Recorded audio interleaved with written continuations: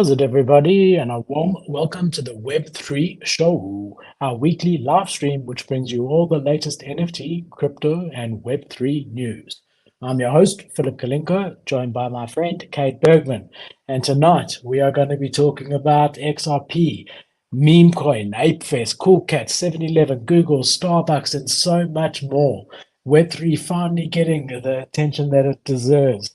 So before anything else, if you haven't already, please like and subscribe both Kate and I. You can follow the Web3 Show on YouTube. Subscribe to Kate Bergman on YouTube. Follow both Kate and I on Twitter, which is reloading, but at Philip Kalinko. And you can see Oh no, Twitter did the reloading thing. Dude, that's like a bug on Twitter. That happens all the time. at Kate Bergman. Yeah, I hate that. I don't know whose page that is, but that's probably arguably the most valuable PFP of all time, potentially, right there. I don't know. It's this guy with these weird glasses, but really great jawline, bro. Hey, yeah, it looks like you, man. Looks like you. You know what, bro? Just for the OG days, I'm gonna wear this the whole show. Please wear it, man. I loved you with the glasses. I loved you without. A big welcome to everyone who's here. I see we got Crypto Dream, we got Janex, we got Artishi, regulars, and I'm sure as we get going, we're going to get more. We have got a lot to cover, guys. It's been a really great week in crypto, but there's some stuff that I'm not seeing people talking about that we need to talk about. Kate, are you ready for some market update? I'm ready, bro. I'm born ready. It's going to be a big one, brother. There's a lot I have to tell you. So yeah, you sit back for a little bit. Grab some morning coffee like myself and enjoy the market update from my friend Phil Kalinko.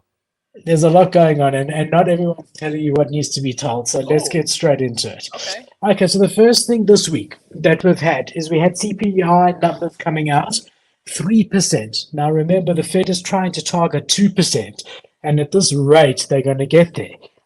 We might even get disinflation at this rate if it continues this rate. Literally it was 4% the month before. It went down a full percentage point.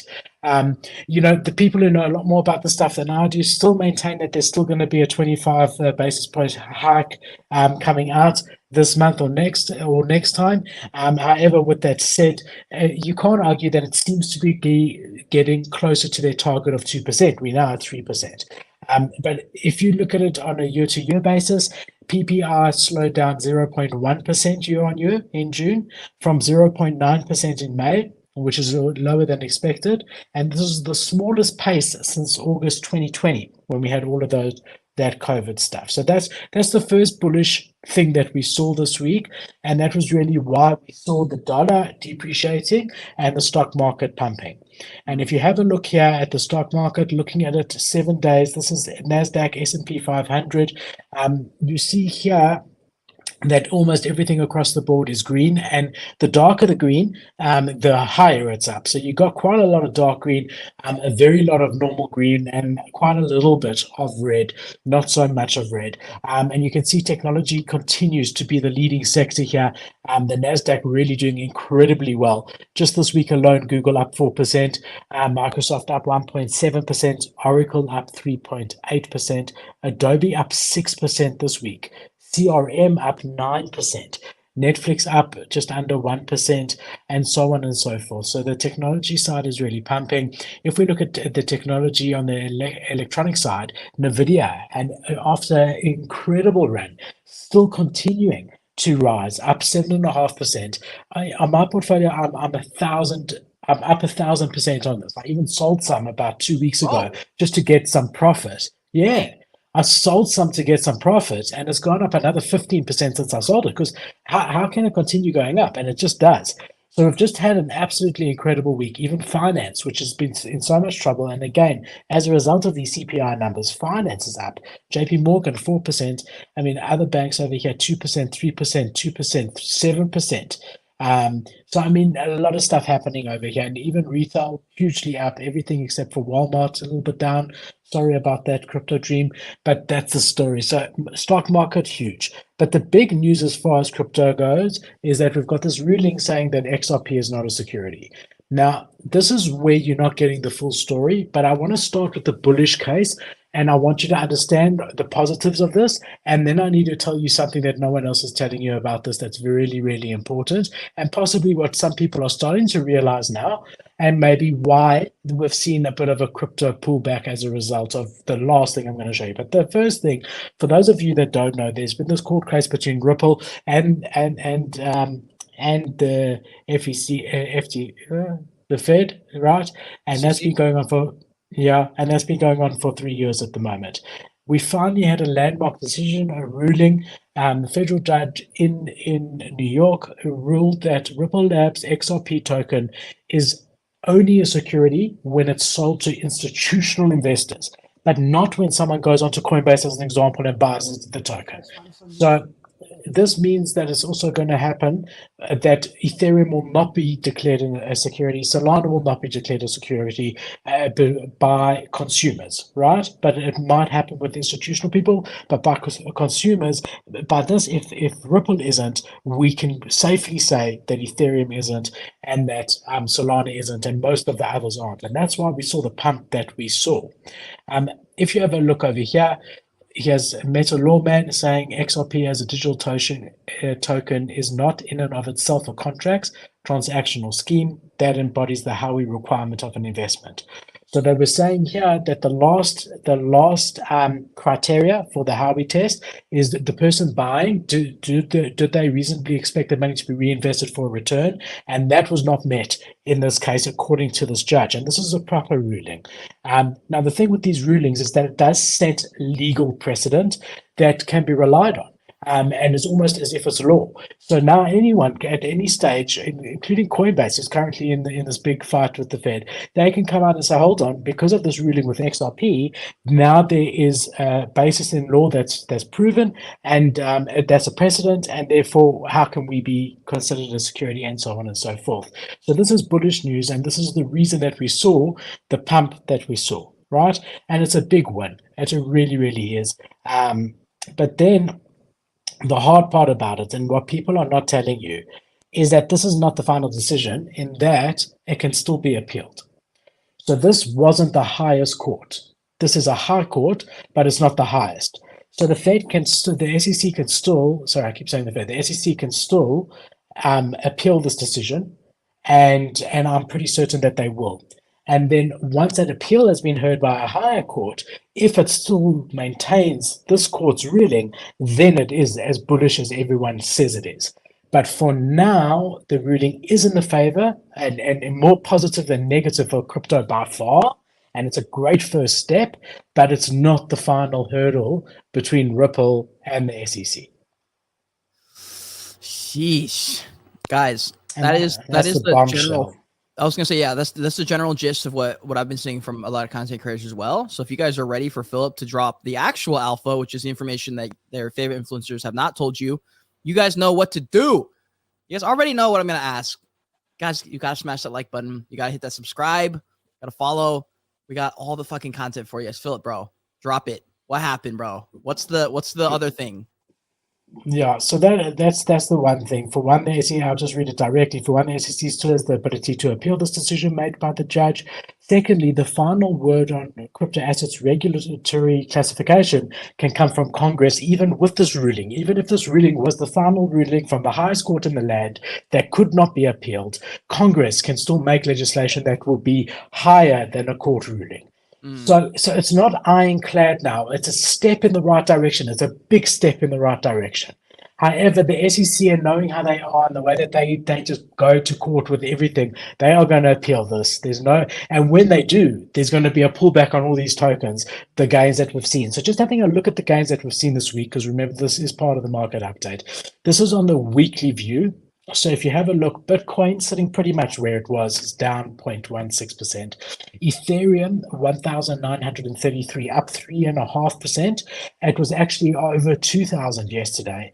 But here you can see XRP is up 54% on the week because of They this flew past ruling. 80 cents, I think, at one point. Yeah. Yeah. Wow.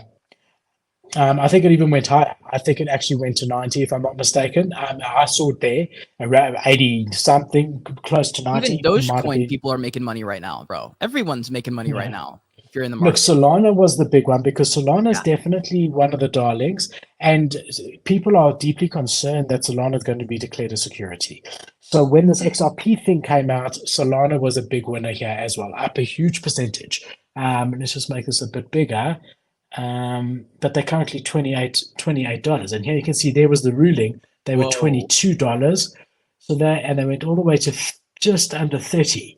So they almost had about a 40%. If you actually bought the absolute bottom and sold the absolute top, which is impossible, there was a 40% rise as a result of this to Solana, because Solana is sort of like, you got Bitcoin, Ethereum, and then arguably Solana, BNB, those guys as the next one.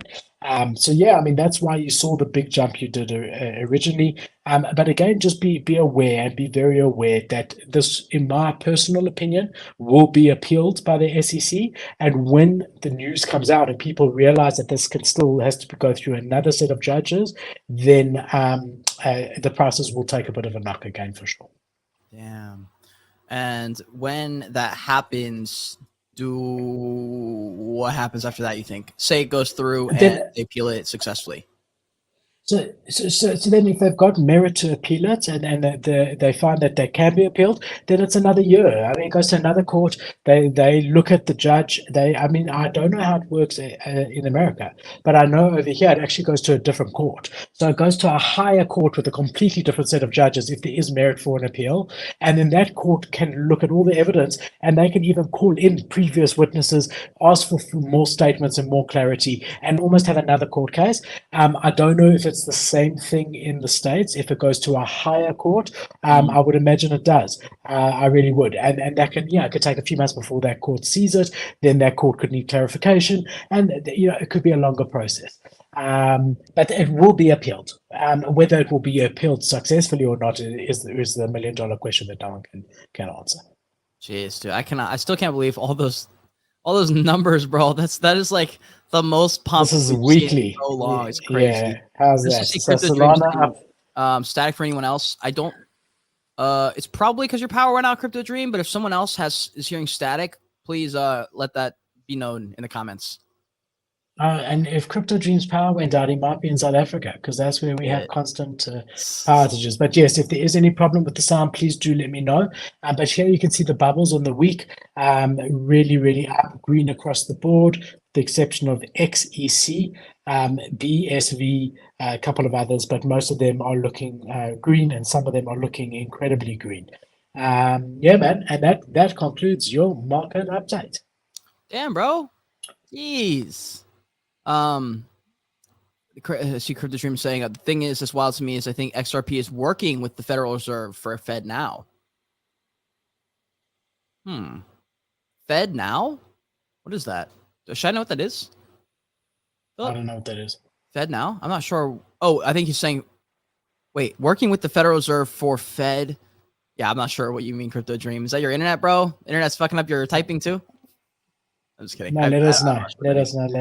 Honestly, I don't even know enough about XRP to weigh in on that educationally in a way that could help anyone, other than like pretty much echo what I've been hearing, which I don't even know. Like, it's all I've heard is like this is a huge win for the crypto space. The problem is, because people's bags are involved, it's hard to know if that's a win for the crypto space or if it's just a win for their bags, because they bought XRP versus is XRP something that's good. Something I've heard generally from XRP is that does solve some problems, and it could be the currency that's run.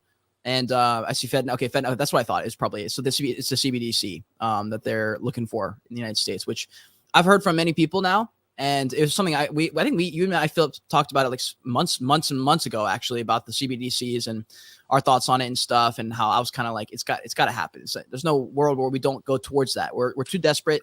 People will take the bag, and then as soon as they take the bag, they sign over for their life. They say, "All right, bro, whatever you want, I'll take it because I want that money." Look, And I saw Rod DeSantis said one of the first things he'll do if he's made president. I know that he's not going to be, but is that he would get rid of this CBDCs altogether. People are fully aware of the dangers of it. That all of your transactions will be completely open for view by the government. I think people generally want more privacy and less censorship, even outside of the crypto world, where obviously that's the case. That's the benefit of crypto. I think there's a long path for those to go to see, before CBDCs is a thing. And again, it will go through the courts also.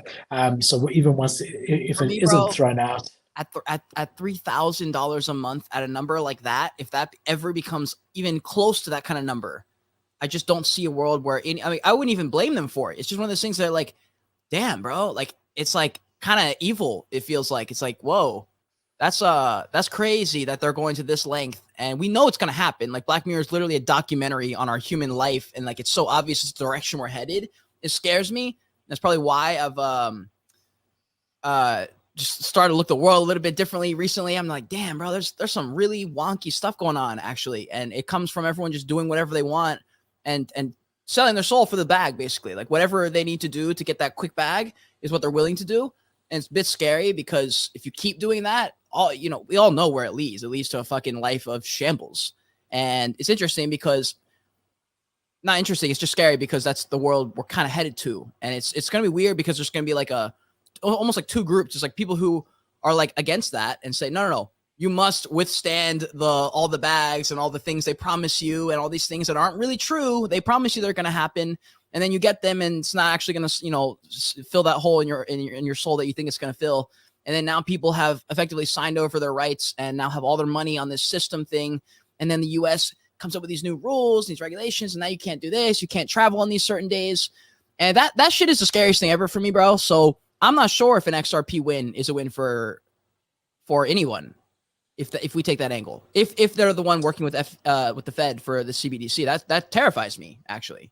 And there might be consulting with them, but they're completely different. I mean, Ripple's a completely separate company, and so there might be consulting them to try and help them from that perspective.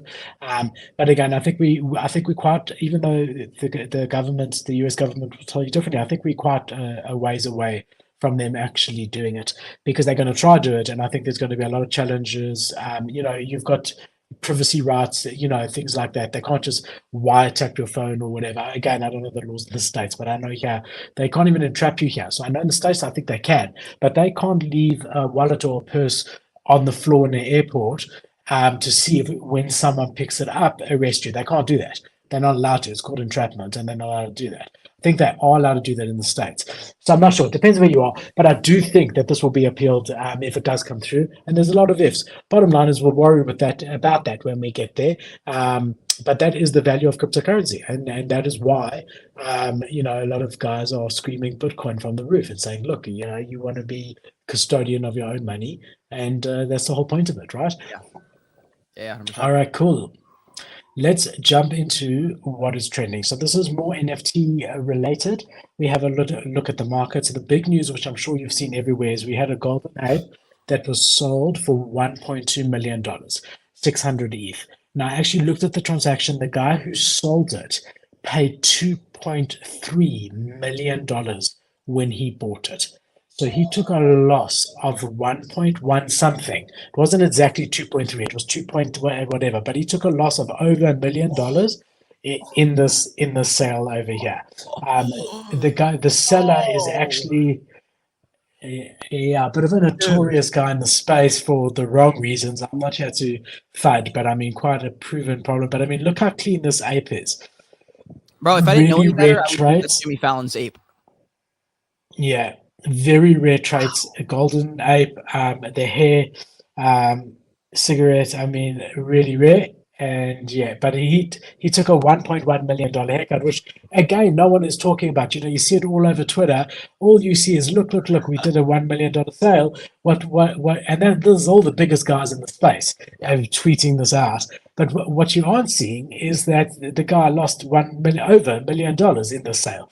selling it now. And what's going to be interesting is to follow this gold ape and see in 6 months, does it sell for half a game or where does it go? But I mean, look, I think it's overpriced. The floor price at the moment, $64,000. $1.2 million, even though it's a gold ape, very rare. I get it.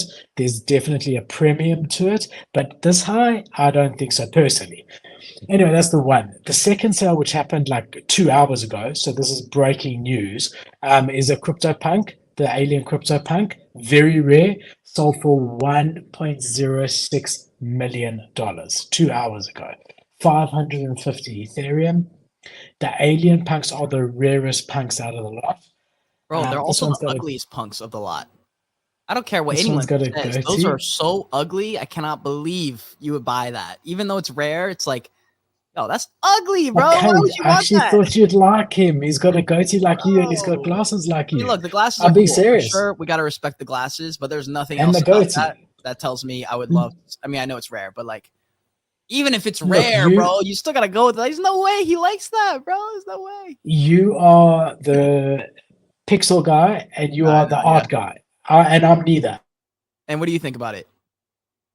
Would you want this one over another punk that's less rare but looks better? I think all the punks are ugly, bro. I don't like pixel art. It's just my feeling. What about the hooded I'll be ones? Honest. With the glasses and hoods? No, all of them. I appreciate the fact that they were done a long time ago, and this was great technology at the time. They were able to put an image on the blockchain and create a smart contract. I appreciate all of it. But the art, as far as the art goes, I don't like pixel art at all. And this is we're gonna need a yellow card for Philip here. This is this is the worst level of pixel art because it's the earliest, so it's the most rudimentary. I need to know what y'all think in YouTube right now. What this dude was thinking. It could be controversial. I don't like pixel art, is what I'm saying. I think this begs the question. They're both over $1 million, give or take a couple 100,000. Yeah. Which one do you take, Kate? I give you $1 million, and I say to you, you can buy one of these two. That's all you can do with the $1 million. You can't buy like a beautiful house and car and boat and whatever else you can get. You can either buy which of the two do you buy? I have to buy a beautiful, almost dang near perfect ape, or the ugliest punk in the entire collection. That is a tough decision. I'm gonna have to go with that ape though. I'm gonna have to go with that ape, and I will not even make it my profile picture. I don't even want that as my profile picture because it's not exactly perfect, and that is just not worth $1 million, bro. I'm sorry, that is crazy. $1 million in the floor. Let me ask you this. Bro. Let me ask you this. If it was the best looking, like a hooded punk that you liked, would you rather take an ape or a punk? I'll take the punk. Interesting. It's interesting. It's less risky of an asset. I'd rather hold the punk. I have less chance of being ridiculed in 10 years to hold a punk, in my opinion, than an ape. If I bought an ape now at $1 million, I would get made fun of forever. And especially because if then probably they won't ever get to $1 million for a floor kind of thing. I'm gonna look like a fool. They're gonna be like, bro, you bought the top of a dead collection versus, yo, you bought the first ever PFP collection because it's the first ever. It's not the first ever. Well, I know it's not the first ever. You know what I mean? There are earlier ones, which is crazy. Why do punks get that notoriety, no clue, right? By the way, no clue. But everyone else is crazy. So that's why you got to roll with. If you're gonna choose between an ape and a punk, you got to roll with. You got to roll with it. What about you? If you had the ideal ape or the ideal punk? It's such a difficult thing. If I'm following, I'll give you my answer without going too crazy and making it long-winded. If I'm following my heart, I would do an ape. If I'm following my head, being my brain, I would do a punk. Yep. Because I personally really resonate with bored apes. I mean, I've owned a bored ape. I've owned every Yuga asset. A mutant, a dog, a meebit, everything. Everything except the punk, which I would love to have had. Clone. I've had all of it. I've had all that. No, but I'm saying I've never owned a CryptoPunk. I really, I've done incredibly well in the Yuga ecosystem. and I feel indebted to them, and I feel attached to them as a result of it. However, with their latest moves that they're making, I think that they're losing their footing. I did say when Gordon Gono was diagnosed as being ill about 6 months ago, I said on the show, remember we had a whole chat about it, that I was worried about the future of board apps. I'm not saying that we're there yet, but I do think we're starting to see when you lose a founder who loves something and is willing to work day and night, even though you have one or two others, it always does affect the brand. So yeah, my answer is for an investment perspective, and there's not investment advice for myself. I think CryptoPunks will retain more value long term. However, for myself, I would rather have a board app. And as far as a profile picture, board app all day. I would never ever. You would If make I it your bought the profile punk, picture, or would you keep it your face?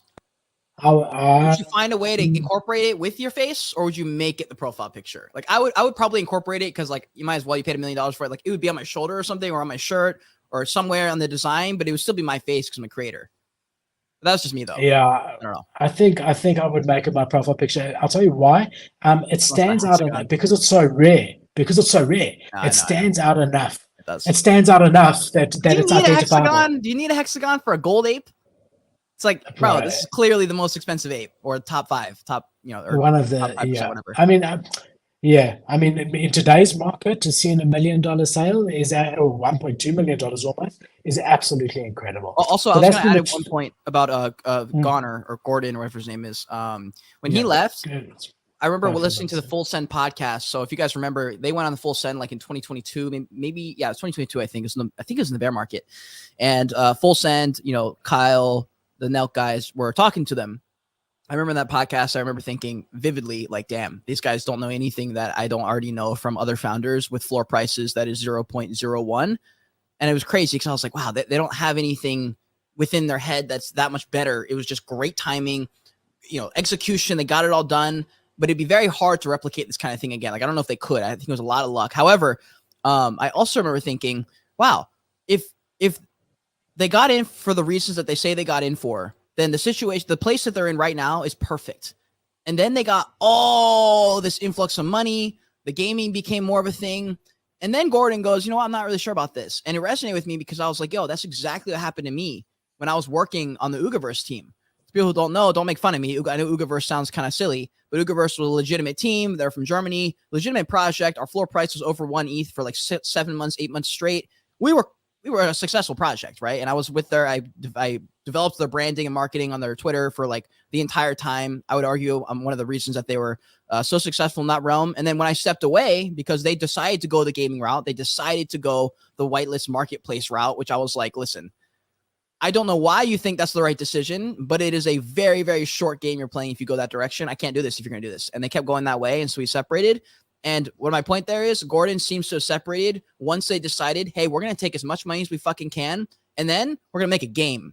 And I think Gordon was like, okay, I'm out. I don't agree. I think there was some mental health involved, but it was more, I think it was because he was like, I can't do this. This is not what I want. It's not what I signed up for. Now I think he was working Web 3 hours, which is 24 hours a day, 7 days a week. No Caught up with him. He got ill. He got tired. Yeah. Bro, they are the number one project in the game. It's like it would be like Steve Jobs walking away at the peak.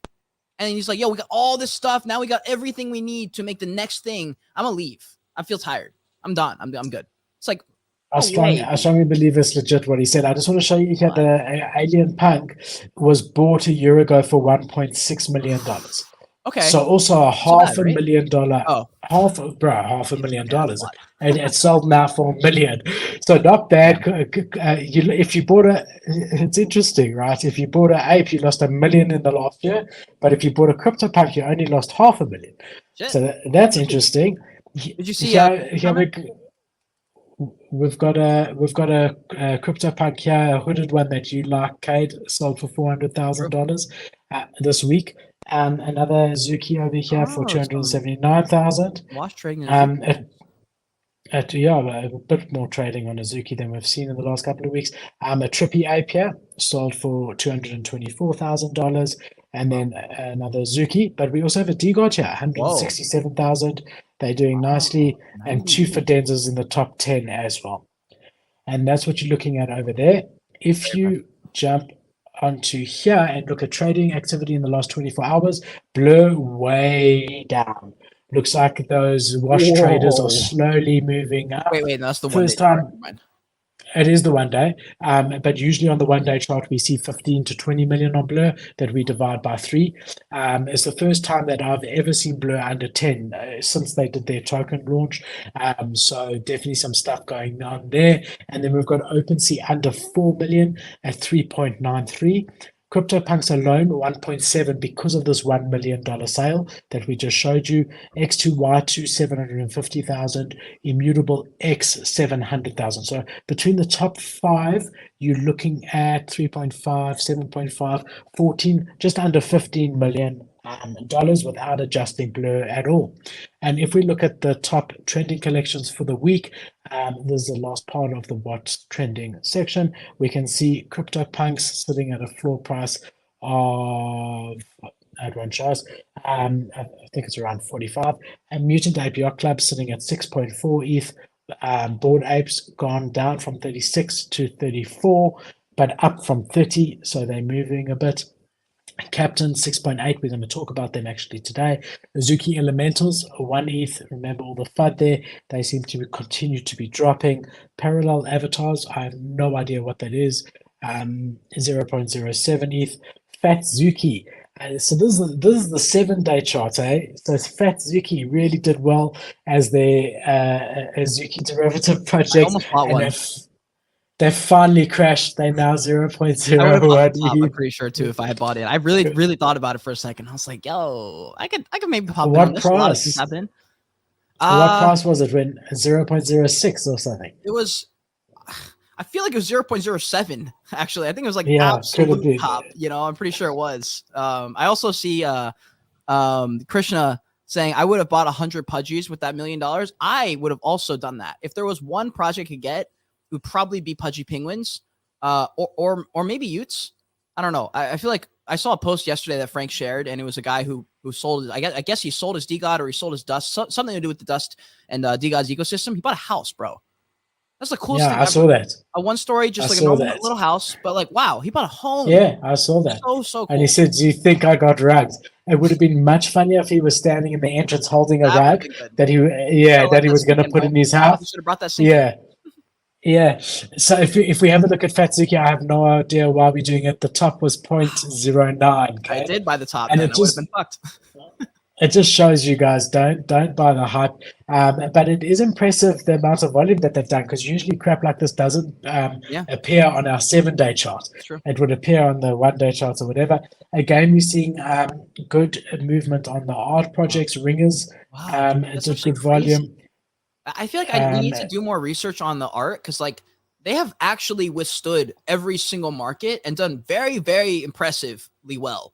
And I don't really understand their brand, and I don't really understand who, why, what everything is involved in that brand. Do you know anything about it? Like, I don't even know art blocks. I don't even fully understand either. It's like generative art, but I don't quite understand how it is and stuff like that.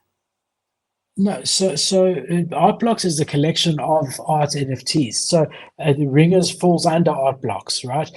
So basically, it almost was like a launch pad in the beginning for artists. So you could come and you would do it under art blocks. I mean, Chromie Squiggles I think is also under art blocks, if I'm not mistaken.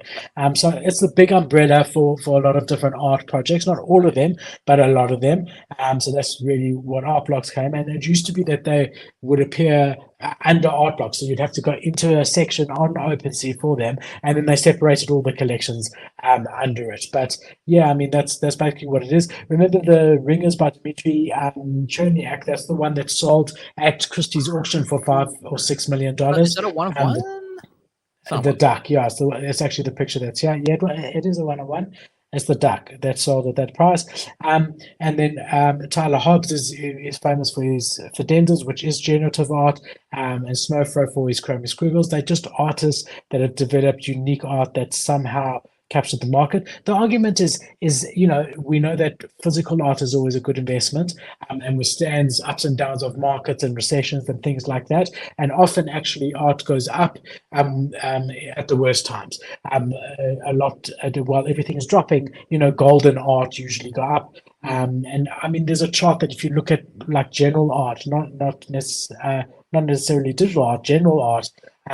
It's one of the best investments that you could have ever made in the last 20 years, as far as growth goes. You want to sit on this for a second? Like, what do you think about generative art, owning generative art versus like, why would you buy art just for like, if you were gonna buy art, which kind of art would you buy? Would you want digital, to have a connection with the artist? Like, would it be for the video? Would it be photography? Would it be art? Would it be painting? Like, what would you look for? Are we talking about NFT? We're talking about NFTs. Yeah, but if this was going to be a purchase that you were like, I'm gonna buy this art piece, and I'm also gonna maybe you get like. Are you saying an NFT? Yes. An NFT that comes with a physical, so it's like a true art purchase, and you're gonna spend. I would look at. Obviously, I would want to like it, so I don't like the look of the chromey squiggles at all. I mean, I don't hate them, but I don't think I don't appreciate. It's just colorful lines. That's revolutionary. What do you mean? So and these don't talk to me.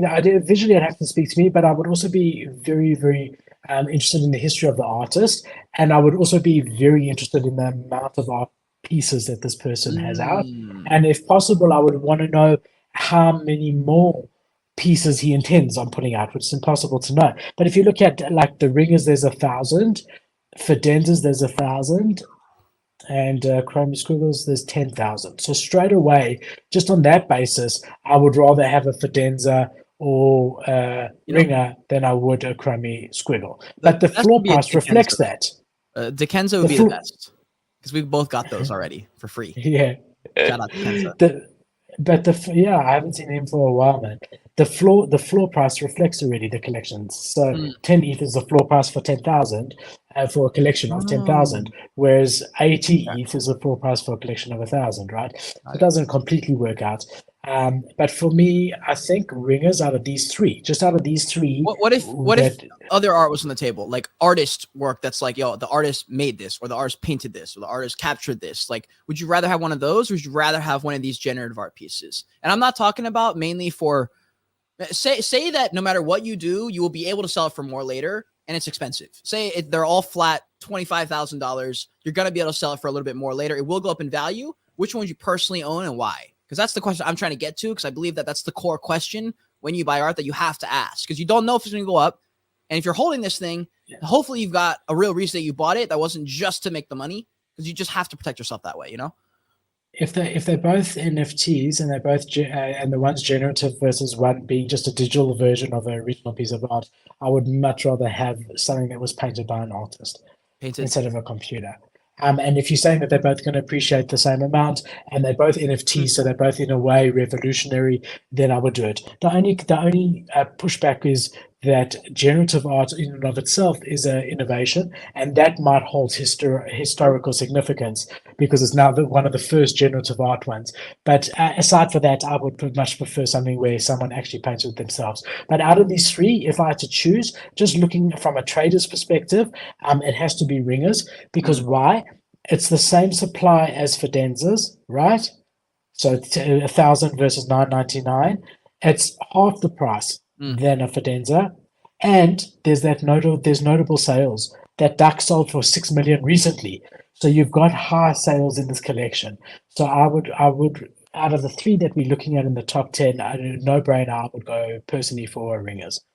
Damn, that's interesting. Yeah, I just want to hear your thoughts on it, because like obviously I have my own art collections. My supply is a fraction of these. Like it's literally like less than 100 total, and they're very different styles of art.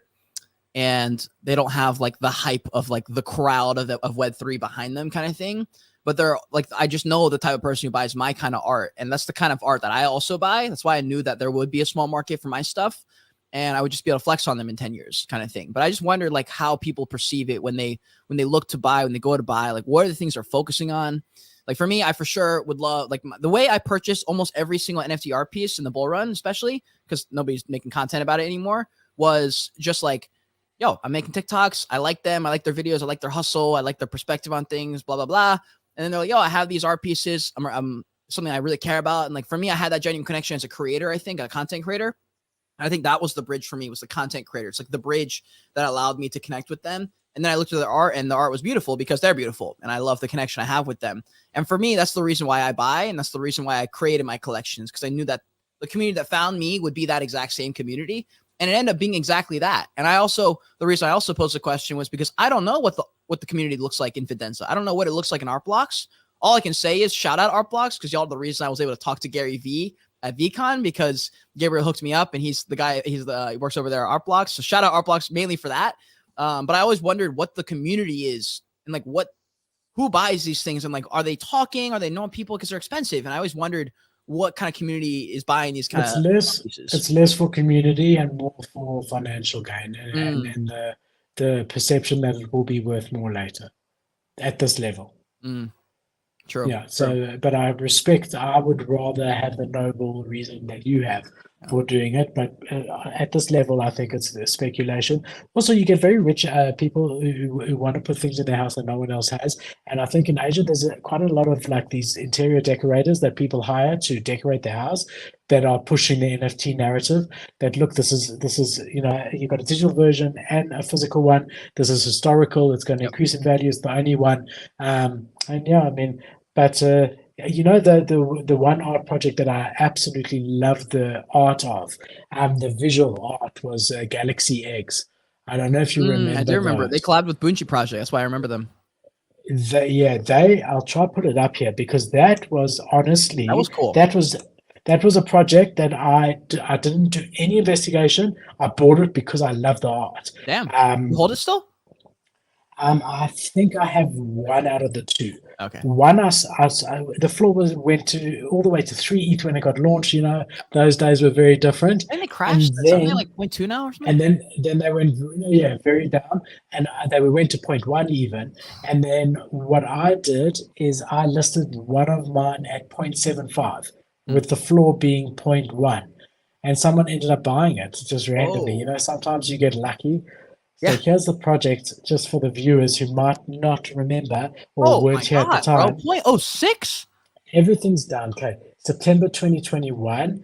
But I just want to show people the level of this art. I mean, so they're all eggs. Again, there's a very big Asian appeal to that, because eggs are supposed to be lucky. Okay, you'll know better than me. Eggs are supposed to be lucky, you said? In Asia, yeah, there's something about eggs. You get the painted eggs and all of that. There's something big about eggs. But I mean, I don't know how well people can see this. I didn't know that. It's not showing.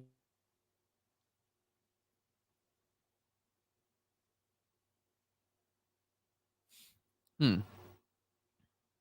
I'm not sure. It's cool. No, it's definitely cool.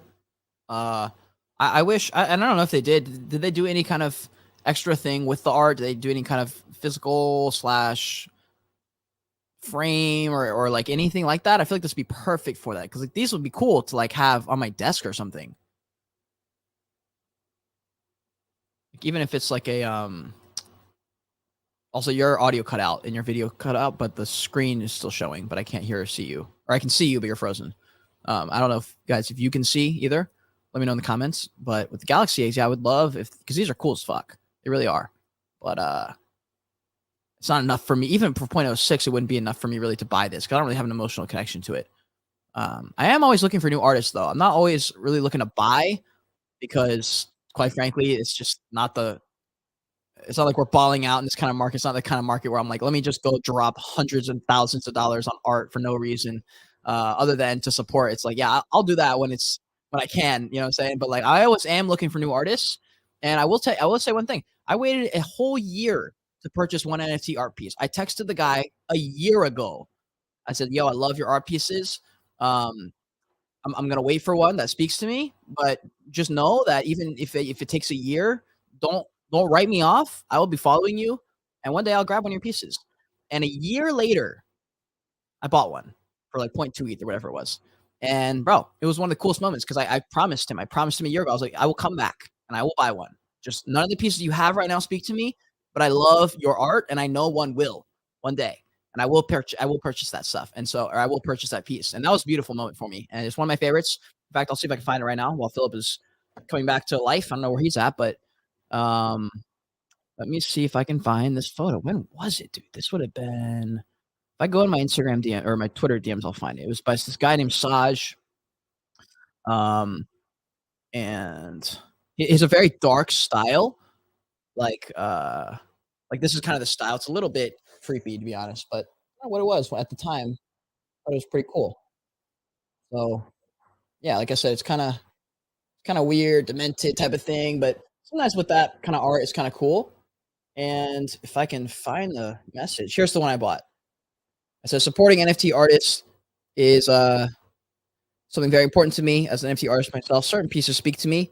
Approximately a year ago, I told Saj I would purchase this piece called Fears. Today, I fulfilled that promise. This was the one. And I think at the time, I didn't know if this is the one that would speak to me. I just wasn't ready to purchase it or some variety of reasons. But I told him, I was like, I will grab one of your pieces. I just don't know which one. And I don't know when.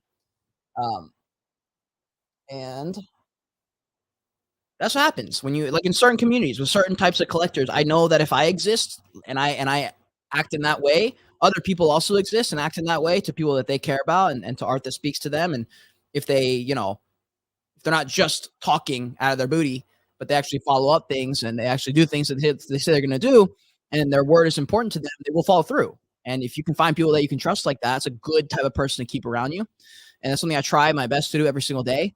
It's probably honestly why I've pushed into a more Christian mindset in the last few months, to be honest, because I've just been seeing all the nonsense going on. And yeah, dude, I look at some of the values that they have and I'm like, wait a second, if you do this right and you actually do what you're supposed to be doing and like actually follow through, then it pretty much outlines these same values. Maybe I've had this shit wrong this whole time. You know what I'm saying? So I think you should strive to be someone who does that, who's able to look in the face of like decisions that you know you shouldn't do, or oh man, I said I was going to do that, but like, fuck it, bro, I'm not going to do it. Like, that's where you lose respect for yourself, and they go hand in hand. They go hand in hand. Like, it's the same thing. Like, you not doing that is the reason you're depressed, the reason you feel like shit, the reason you don't wake up in the morning. It's like stuff like that. You know what I'm saying? So it matters. I see Christian in here saying I need a good PFP NFT like a Ute, Pudgy, or Mutant, but currently I'm broke as fuck. Listen, Krishna, let's change this. Let's adjust this narrative a little bit in your head. Because I also, by the way, have said the exact same thing within the same month that we just are watching this right now. Like, I have literally said on this stream in the same month of July, I need a PFP. I need the Mute, Pudgy, I need the Mute. I literally did the exact same thing. And then my slightly, and I was like, yo, let me do my shit, take care of my stuff, make money, do the thing, and I will just like that will just be the reality. I don't need to like put the energy of like I need this because I don't have it. I think when I put that energy out there, that's the type of person I end up being, who's just constantly like, I need the Pudgy. And then you get the Pudgy and you're like, fuck, I wanted the Ute too. And that fight never ends. So I know that's probably not what you meant, but I figured, you know, I don't know where I literally have no idea where Philip is. So I'm gonna just keep riffing. I'm gonna just keep talking. And I can't even control the screen because I'm technically a co-host, but it's his stream. It's on his channel. I just stream it to mine. So I can't even make it full screen. So I have no idea where he's at. I'm going to assume that Mr. Philip, our friend, has lost power or something like that. Oh, he's back. Our man is back. Bro, where did you go? Did you get abducted? Well, I saw such beautiful art that I got inspired. I started painting and I had a revelation. No, the power went off.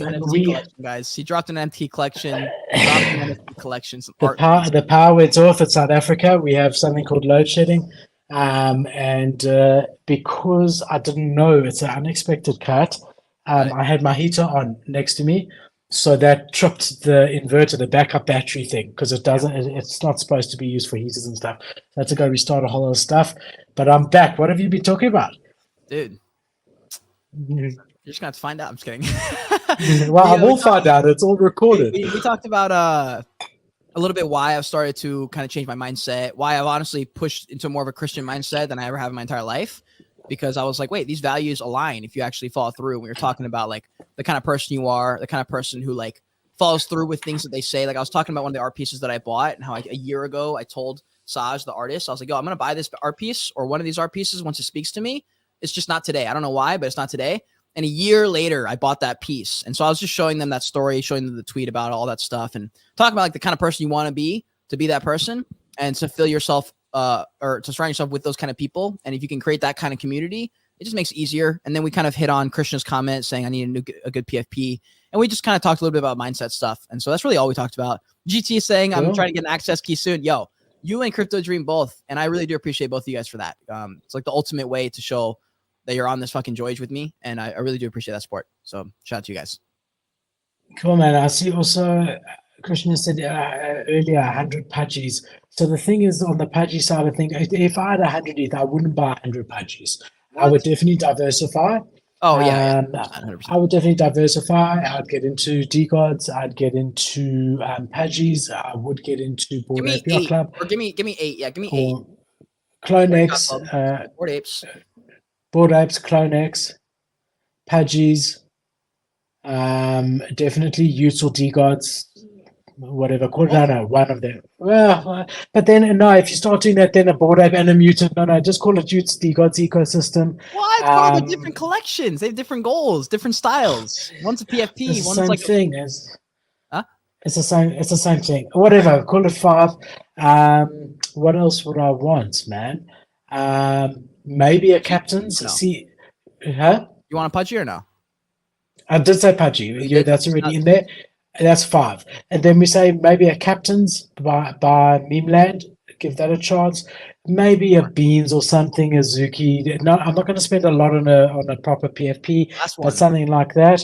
So let's do something art. The last one would be something art, because might as well. So I'd look at the art block side and decide on something there. True. Damn, bro, left out Doodles and Moonbirds. Wow. You always try. You try stuff with me.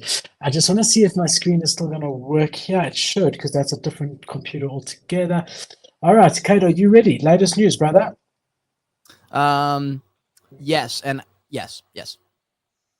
All right, so the latest news, the biggest news of the week, and I think this is being underemphasized as to how big this is for NFTs, for the future of NFTs. This is a massive story that I think should be getting a lot more coverage, and people are not telling you how big this is.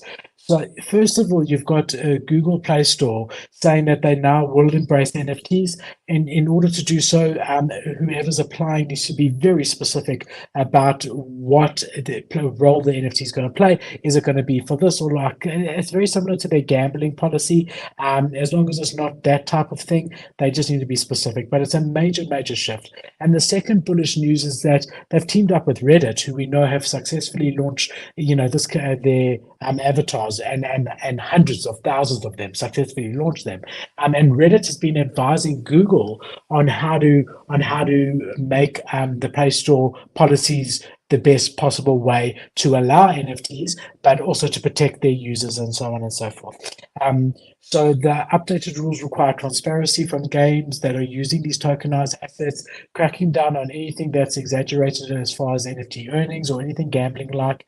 Reddit works with Google to shape the policy, and it's going to take a while. So it's important to know that it's not going to happen immediately, but Google has officially updated their terms and conditions to allow for NFTs in the Google Play Store, which is absolutely incredible. And also, so I want to show you here, I had the actual tweet. Yeah. Today, we're pleased to share that we're updating our policy to open new ways to transact blockchain-based digital content within apps and games on Google Play. From reimagining traditional games with user-owned content to boosting user loyalty through unique NFT rewards. We're excited to see creative in-app experience flourish and help developers expand their business. From Joseph Mills, manager of Google Play, bro. This is huge. I don't think anyone understands how huge this is. So here, so with this, how do I craft this question? With this, what is the result of this? Is the result, because I'm so torn on this, and that's why I'm so torn. Like, I don't spend much time on Twitter anymore. I feel like I'm detached a little bit from Web3, I still love Web3, but I'm so detached because I'm not really about what's going on right now. I'm not really loving what I'm seeing. I'm not really interested in what I'm seeing either. And I can't help but wonder, it's like, and almost liken it, not to make it political, but almost liken it to like the LGBTQ movement of like, okay, we did this thing. Like, for example, with this, like the Play Store now opens up opportunities for blockchain games. And then we go, oh my God, now what? And then everyone goes, nothing, we don't care. You'll just have blockchain games on the thing. Who cares? And then everyone goes, oh, so I guess we don't care. It's not good. And then it's the same thing, or it's like, it's sort of how I linked it with like the LGBTQ thing. Maybe they were like, I'm gay. And they're like, okay, fine. They're like, okay, well, you must care. You must do this. You must do this. You must do this. You must do this to get people to care. What do you think about this? Do you think this affects the prices, the morale? No, I'm not. No, I'm saying that I've always maintained, and the reason I enjoy bringing you the latest news every week to our viewers and researching it every week is because I find this space fascinating, and I believe that Web3 and by extension AI and all of that is absolutely the future of technology in the world. And I don't want to be left behind. I want to be on the forefront of it and all the rest of that. So with that in mind, you got to understand that there are companies that are spending hundreds of millions of dollars each to try and make the best blockchain game. Right now, it's happening as we sit here. There are people doing that, and people who believe very, very strongly that blockchain gaming is the future. Why do they believe that? Because we've seen from Fortnite and the like of very successful games that the in-app items, the in-game items, are really where the pull is and where people enjoy the space. And here you can get that favorite item and with blockchain and use it in other games that you love as well, giving it much, much more value. And then also the same way that normal crypto and blockchain takes the power away from the governments in a way, because so too here does it do the same for gaming. Because at the moment, if you're playing Roblox, you can only buy things with Robux in their ecosystem, and you're completely limited. And that's why the gaming world is fighting back so hard on blockchain games. They hate it. They don't want NFTs. All of this to do so. This by Web3 and blockchain games being becoming mainstream one day, and we're still a ways away from that, but we're starting. It allows us to take the power back as players and to really own the things that are ours, right, in a game, which gives it more value and more experience. And that's just one benefit of a blockchain game. So when you start to see someone as big as Google Play, who on Android is massive, saying, okay, you know what, we're going to do a complete U-turn in our policy, because up until now we've not allowed NFTs point blank. We are now going to say, yes, we're going to, and we're not making it strict. We're saying as long as you disclose upfront, so we can educate our users upfront what this is and all the rest, as long as that's disclosed to us and you don't go against that, we will allow you to be on Google Play. Now that's massive, because overnight, this blockchain game that at the moment is only being seen by a handful of projects out there, because how many of us are in Web3 and NFTs? It's only being seen by maybe 100,000, 200,000 people, and those people don't even care, baby. Now all of a sudden you've got a market of tens of millions of people that can now download a game. And they don't care. They won't know it. They don't care if it's not being used as a currency in the game and whatever. They won't even know it's an NFT game. So all of a sudden, our market is a lot bigger, and that's why this is absolutely massive news and a huge win for the NFT or blockchain or Web3 space, whatever you want to call it. Okay, so yeah, I should open up with that, because I also am in that boat. I am excited for it. I should have opened up more positively than just immediately go and be a cynic about it, or whatever the word is. I always like to play Devil's Avocado, just because I feel like it makes sense because this is it's a hard argument to win, because so many people are just going to argue, like, who cares? And you're right. It's like the beginning of that movement to where it's better. And then I'm like, oh wait, that's why I care, because now our favorite games have it. And now there's a whole new market of games that can come from that. And people like Alex Becker always say, like, gaming is coming back, the crypto bull run, blah, blah, blah. People are like, yeah, but but this, that, and the other. And you're like, no, I think we're missing the point. Like, there will be an influx of new games. There will be billions of dollars poured in because of this. Like, there can't not be. That's what will happen when the market lights up and when the opportunity pops in. It's the exact same recipe for why NFTs blew up. It will happen again. We just got to wait for it. But you're right, keeping up to date with all this stuff and be like, okay, June 15th or June 15th, 16th, whatever. Google Play Store gets on NFTs. Like, that's dope. That's another milestone. It's another check thing off the list. That part is definitely cool. So I agree there. I wonder what percentage of people in Web3 specifically today have iPhones and use Apple versus the Android with the Google Play, because this is a great topic. I feel like that'd be a great poll to put up. If I can remember to, I'll do it. But yeah, would love to know, especially on YouTube. Usually when the one does it, the other follows, because they try to be in competition. The other thing you got to remember is that now incentivizes game developers who make their money by making games for Google Play to now know what blockchain is, what Web3 is. So it's definitely that's how we said it would happen, bro. You're right. That's how we said it would happen. It's a huge shift forward, and you compound that with the fact that they've got Reddit advising them. That means that they're taking it seriously, because Reddit has been one of the few massive companies that's been able to successfully show the way that you can use NFTs without making it about the floor price or anything like that. And now Reddit are the ones who are guiding Google in this play, which again gives it further validity. So yeah, man, we've got to put Janix in the corner over here. We're going to leave him in the corner because he's late. So this is the corner at the bottom here. Janix, man, welcome. You missed everything. Welcome. We need the doctor's note. Yeah, we just gave away $1.2 million. We were looking for someone. Go to the moon. Yeah, we were looking for someone whose username started with J. Couldn't find anyone, so we gave it to Crypto Dream. Actually, what's funny about the XRP thing? It's like I saw select creators get extra excited about it. Which obviously it's okay. Obviously they had a moon bag of it. Obviously they're in massive profits. They just made a ton of money, probably 2x their account just now. So of course they're extra happy. It was just interesting because I'm like, the content creators are the ones leading and pushing the space forward 100%. Like, yes, we need the builders and stuff, but without the content creators, no one cares. No one even knows about it. And it's just funny because I'm like, it's something to pay attention to, especially in the bull run, of like, whatever the content creators you follow, including us, by the way, whatever we focus on, you can generically bet that that's the stuff we have our bets on, because otherwise we wouldn't be talking about it as much. And it's just something to keep in mind if you plan on copying people's investments, which unfortunately happens all the time. It's not what you're supposed to do. We're not financial advisors, clearly. And especially after we watched the NFT market, everyone post all their results of the 2 years of trading. And we saw that 9 out of 10 people, especially influencers, were down, horrendously down, by the way, not a little bit down, horrendously down. And very few people were not. I mean, Philip said it himself. He broke even with a massive rate purchase. For me, I basically broke even. I didn't sell a lot of the NFTs I bought because I bought them to hold. So that's probably why I took some L's. But like, most people that you follow, especially the ones pumping stuff, were down bad, bro. They were down bad. So just keep that in mind as we move forward. There are people who are going to focus on certain coins, and it's because they have bags in them. They wouldn't be talking about them if they didn't have bags in them. That's just my opinion.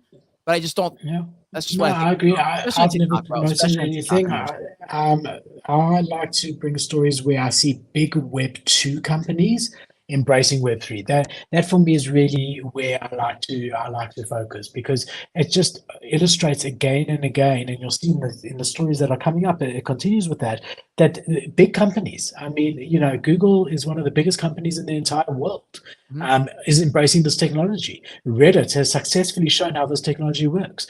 Starbucks, who we're going to talk about it actually tonight again, doing something else, are using it. Burger King have launched a program on it. So these are big companies. So my whole thing is just to show people that, look, Web3 is not dead. Yes, the Web3 as we know is always going to change because we're early. And so the Web3 equaling a picture of a whale, that there's 10,000 that look similar, and we somehow think that each of them are worth $100,000 and that's going to sustain itself. That's finished.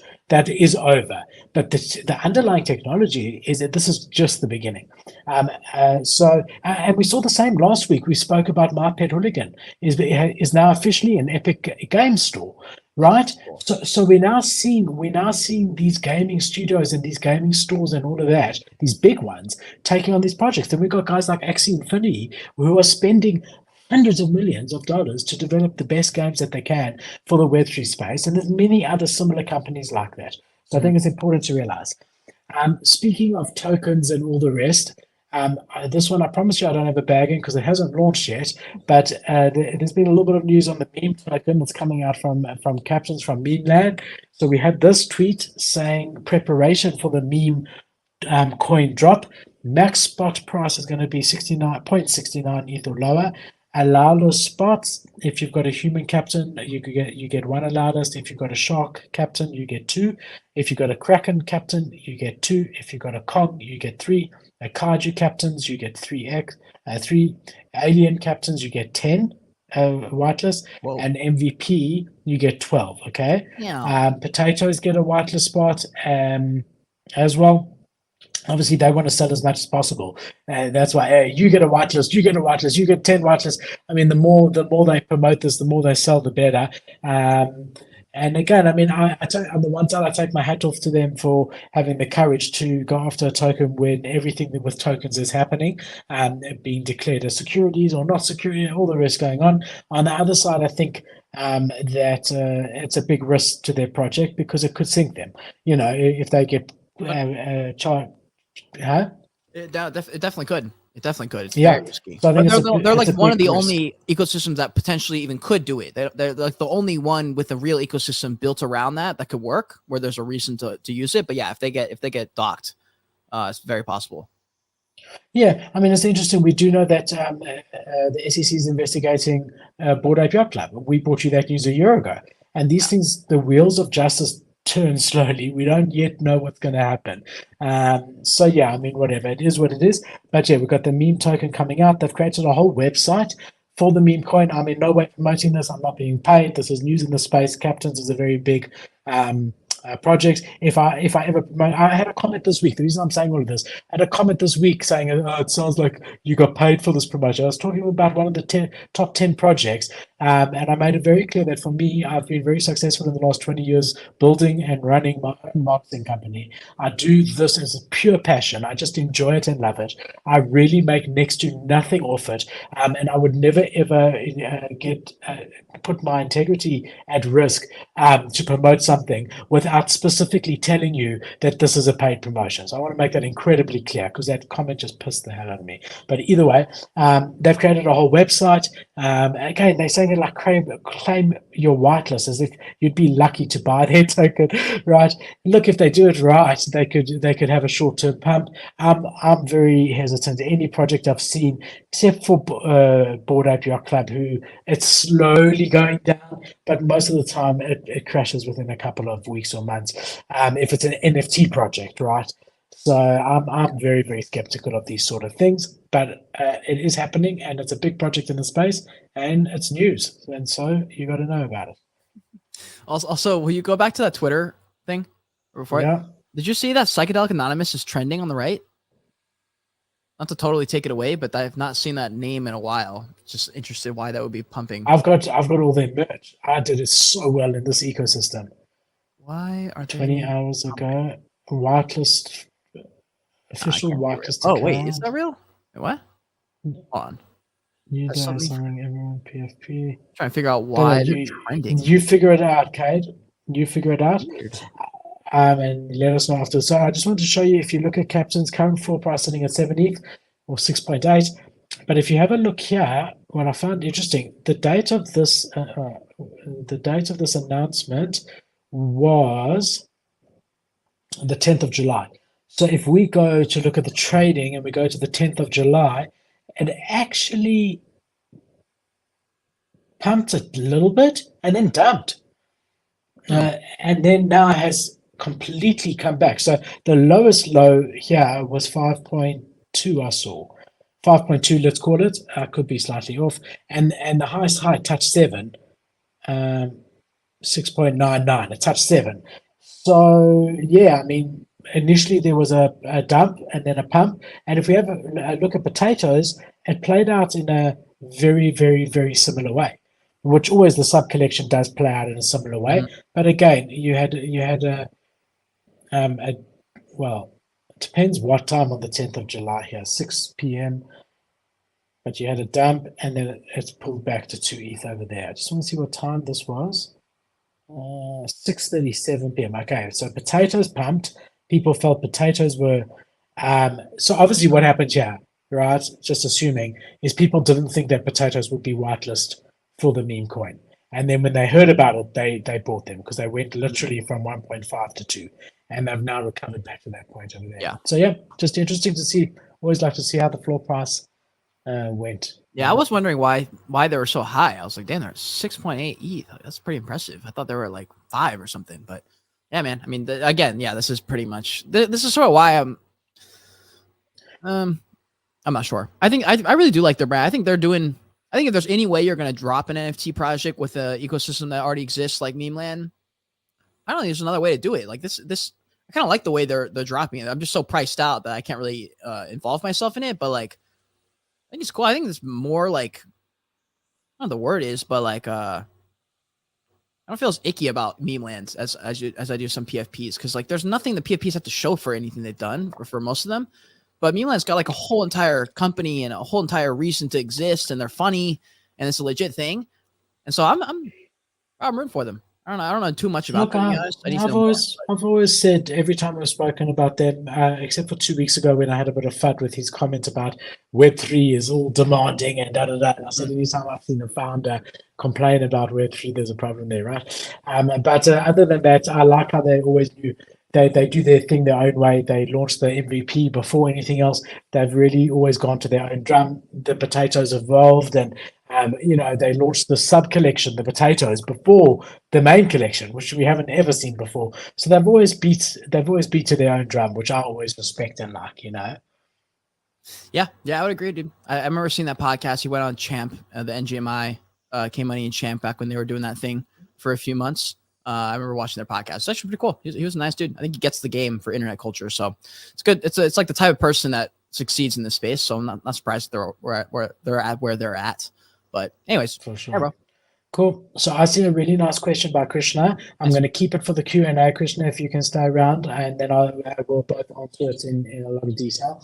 Thank you for that. And guys, if you want to, you can put questions and we will come to them at the end. We've got a section at the end for Q&A, and I would love to do it. I love seeing questions. Great question. I'm looking forward to answering it for sure. Specific questions are the way to go. Good questions like that are specific. The real goal in mind. So I love that question. All right, being an avid Bored Ape Yacht Club guy, big news in the space. Ape Fest has been announced. It's going to be happening August the 26th. It's going to be in Hong Kong. So it's got a lot of mixed opinion. Yeah. Interesting. Going to be not August the 26th. It's going to be in November the 3rd to the 5th in Hong Kong. August the 26th. They're doing something somewhere else, but the big one is going to be in Hong Kong. So a lot of different mixed results here. A lot of the community Bored Ape Yacht Club guys are very upset because the laws in Hong Kong against smoking weed are very, very strict. And the Bored Ape Yacht Club holders, most of them like their weed. So they're not so happy that a 3-day sort of festival is gonna not include weed. Gonna be interesting to see how many people actually end up going. I mean, because you literally have to, buy an airplane ticket to Hong Kong, organize accommodation. I don't know. It's going to be interesting to see. But they have, like always, created a great website to promote it. I guess, if you in Web3, and Kate, I'd be really interested to see what you think here. If you're a business in Web3, a big business, the whole thing is about bringing people together. Like the whole thing that took Clone X from 8 ETH to 2 ETH overnight pretty much was when they did a drop which was only eligible for Americans. Where they said you can only claim the shoe with the chip inside if you're an American. Now, they didn't do that to go against anyone. They did that because the technology can't be shipped overseas and shipping laws and whatever. But we saw that made everyone feel that, look, you don't understand. Your market is worldwide. That's what Web3 is. It can unite Philip and Kate sitting on other sides of the globe who have become really close friends. That would never happen otherwise. That's what Web3 is. You don't understand Web3. So I think, what Bored Ape Yacht Club is showing here is that they do understand Web3. And I would imagine next year it will be a completely different continent in a completely different country. And so they're not expecting all 10,000 of their holders, obviously, to pitch up. 10,000 of their Bored Apes mutants also can come. So that's 20,000 people. They're not expecting those 30,000 people to pitch up. They know that. But what they're going to do is they're going to go all in 30 years, they will have been all the to every continent, with a population worth going, right? Mm-hmm. So I think that's quite bullish. And if you just have a look here, you can always go to this website. It's just apefest.com.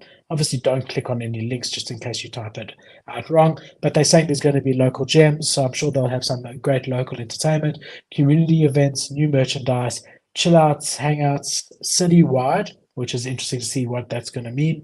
And you can also join virtually. What I'm interested to see is if they're going to use the other side for that. Because that will be really, really incredible. Because remember, the guys who are developing the other side have got a company that does do events overseas or international events where there's one big singer in the middle and you can come from anywhere and speak to people. So I think that would be the obvious play, but I don't know if it's ready yet. But I think that would be incredibly bullish.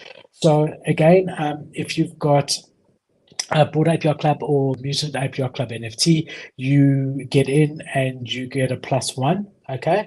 Other than that, you won't be able to get in. You get free admission, Ape Meet Ape, citywide experience. So they're saying here, Ape Fest events will take place all over Hong Kong, something for every vibe, some more details to come, so you can plan ahead. I think they need to give details pretty soon because with international travel, people do want to plan very much ahead. Great. Then also join the fun globally. It says can't make it to Hong Kong with a way for apes to participate virtually. And we're also working with the Bored Ape Yacht Club community to host in real life events globally. Yeah, man. So that's what's happening. What do you think, eh? This is like one of the best things I've seen from Bored Apes. The only thing that two things. One, if they're actually mad because they can't smoke weed, then I have truly lost faith in that entire community. For sure. But that's actually like why they're mad. I thought you would have gained respect for them. No, dude, I mean that just shows how look, it's funny, but it's like it just shows how like weak the community is. Like if that's really why you won't go to China, that's cool. You want to go to China. Why would you not want to go and travel to Asia? Like, bro, that's got to be a joke. There's no way. It's like, I hope they're joking, but if they're not, that scares me. However, it also shows that it shows the lack. Like you see the clear lack because it's like, all right, you're going to go to China, which normally if I was a brand that I was excited to be part of, I'd be stoked because there'd be a reason I'm in that community that it's like true to my being. Like that's why I'm there, but with Bored Apes, it's only tied to the monetary value that they were able to get. And once that hype fades sort of, and that the date of which that you gained all that money has kind of drifted into the past a little bit, you don't really care as much. You go there and you're like, all right, especially if I'm sober, you can't even smoke weed. You're like, all right, why would I go to this ape fest? I don't have anything in common with these apes. There's no brand that holds us together. No, so, what is the brand that holds them together? You're missing it. It's an exclusive sort of relationship building opportunity. Well, so I don't understand that, but like, what about the exclusivity inside? Once you're in the exclusive thing, what is the value they provide that is so exclusive besides just getting in? Networking. You know what I'm saying? Networking. But like with other people that can afford people actually can help 150,000 PFP. They must have, so it's a networking event. And you can have fun at the same time. But at the end of the day, you get to meet high net worth individuals that there could be synergy, business-wise. And there could be other synergy because very few people in the world will spend this sort of money on a thing. So what does it mean? I've got someone that I've got something in common with. So straight away, there's a connection. We either both idiots because we've spent, whatever we've spent, or we're both geniuses. But either way, we're both the same. So there's an automatic bond from a social perspective. And then you've also got the ability for the networking event and the ability to have an experience. It's almost like those tours. So now you're going to have sort of a trip planned out for you, 3 days. You can choose to stay longer than that if you want. I get it. I think unless that's different. If the experience you go to and the things that are provided for you are dope, then it's different. But if you go and there's no brand there, and when you get there, it's just a bunch of like parties. It's like one of those things where like this is why people are mad, because they would for sure, maybe, yeah, I'll go to New York for that, whatever. To China just for the same thing, I don't see that happening. I think that's why there's not as much excitement, because for me, this should be the most exciting thing that they've put on almost ever. In my opinion, it should be. And it doesn't seem like that's the case, at least from what you said to me in the very beginning, but maybe it's not. I don't know. No, so I think when it gets closer to time, it might be. Another thing that's interesting, because you asked, I'm looking for the tweet while I'm talking to you. They also recently said that they're going to be building up in a much bigger way. They're going to be building up a ape to ape marketplace where people can meet and exchange ideas and things like that. I don't know what they're calling it. Not a marketplace to sell your ape to each other, but where you can network virtually. That's cool. So they did, and so they're seeing the value in that. They definitely are. Yeah, look, I mean, you got to sort of understand it to do it. The other thing is, you got to remember there's a lot of people that have built, forget the airdrops and forget the free PFPs and forget everything, all the money that you made if you minted a Bored Ape or even bought one under 20 ETH in the beginning, and you got a mutant, a dog, and a land and ApeCoin and all the rest of that. Forget all of that. There's a lot of people that built massive businesses and brands off their IP of a Bored Ape. I mean, the Bored Ape was really one of the first ones to give you proper rights over your PFP. And so, you know, you could just get ideas from other people. I mean, I just think there's going to be a lot of brand representation there from the people who have done it. Yeah, I mean, look, it's an interesting approach, but I do think that they've hit the nail on the head. I would have just said next year to be held, and I would have actually given that location now, just so people could sort of put together what we're saying, that this is their intention, that every year they're going to do it somewhere different. If you can't make it this year, you'll make it next year. But I think a lot is going to hinge on how they're able to do this virtually, how well they pull that off for the people that aren't able to be there in person. And if they do that well, this could be incredibly bullish for the project. Yeah. I see Crypto Dreaming here saying China and slave labor. Dude, yeah. I saw that as well. There's slave labor here too, bro. There's slave labor everywhere in our world right now. But yeah, China for sure has got a lot. China's a little bit. Okay. But enough political talk. You already brought up politics in the beginning, hey? What do you mean? He left a comment. I know, but you don't have to read every comment that's left. Oh, it's an important topic. What do you mean? We're not a show on slave labor. I just made one comment about it. No, it's fine. It's fine. I've got no problem. All I'm saying is that I don't want to discuss slave labor. I don't know enough about it. And I don't want to. Alrighty. That awkward moment. Cool Cats. I don't know if you've seen this, my brother. So they've said they're going to launch 3 new games. I'm going to just read it to you so I don't get anything wrong. They're joining forces with 3 gaming publishers: Enway, iCandy, which is within Animoca Brands, and Sync Studios. These collaborations aim to create fresh games featuring a Cool Cats brand and characters. The triad of games is currently under production and will be launched between late 2023 and early 2024. Announcement marks another step in the Cool Cats ongoing venture to mainstream. Notably, the enterprise recently disclosed a strategic investment from Web3 Titan Animoca Brands. Gaming in the is... Guys, sorry, I'm going to have to make this bigger. I don't know if I'm getting old or if it's just too many lights facing me. Gaming is an immersive content distribution platform that builds an emotional connection with the characters and the story through engaging gameplay. Our new games are critical to our ongoing mission to developing Cool Cats into a globally known character brand and robust storytelling and content company. Within Enway, iCandy, and Sync Studios, we're partnering with 3 innovative leaders to provide immersive gaming entertainment to engage our current fans. Look, I'll just say that one thing can be said over here. These guys do not give up. They came out, they said from the beginning that they were going to do a game. They lost their project almost, trying to do this Catopia that completely flopped. They then brought Animoca Brands on to help them. They've now partnered with 3. You got to give it to them. They said that they're delivering a game, and they are going to deliver a game. Whether it happens in 2024, 2025, 2026, 2027, regardless. Shame, Crypto Dream's nervous. He feels like his parents are fighting, Cade. All good, bro. There's nothing. Don't worry. We all good. That's hilarious. So, Cade, what do you think about Cool Cats, my brother? Dude, listen. The only thing I have for Cool Cats is nostalgia from their 10th floor and the feeling I had of wishing I had bought one.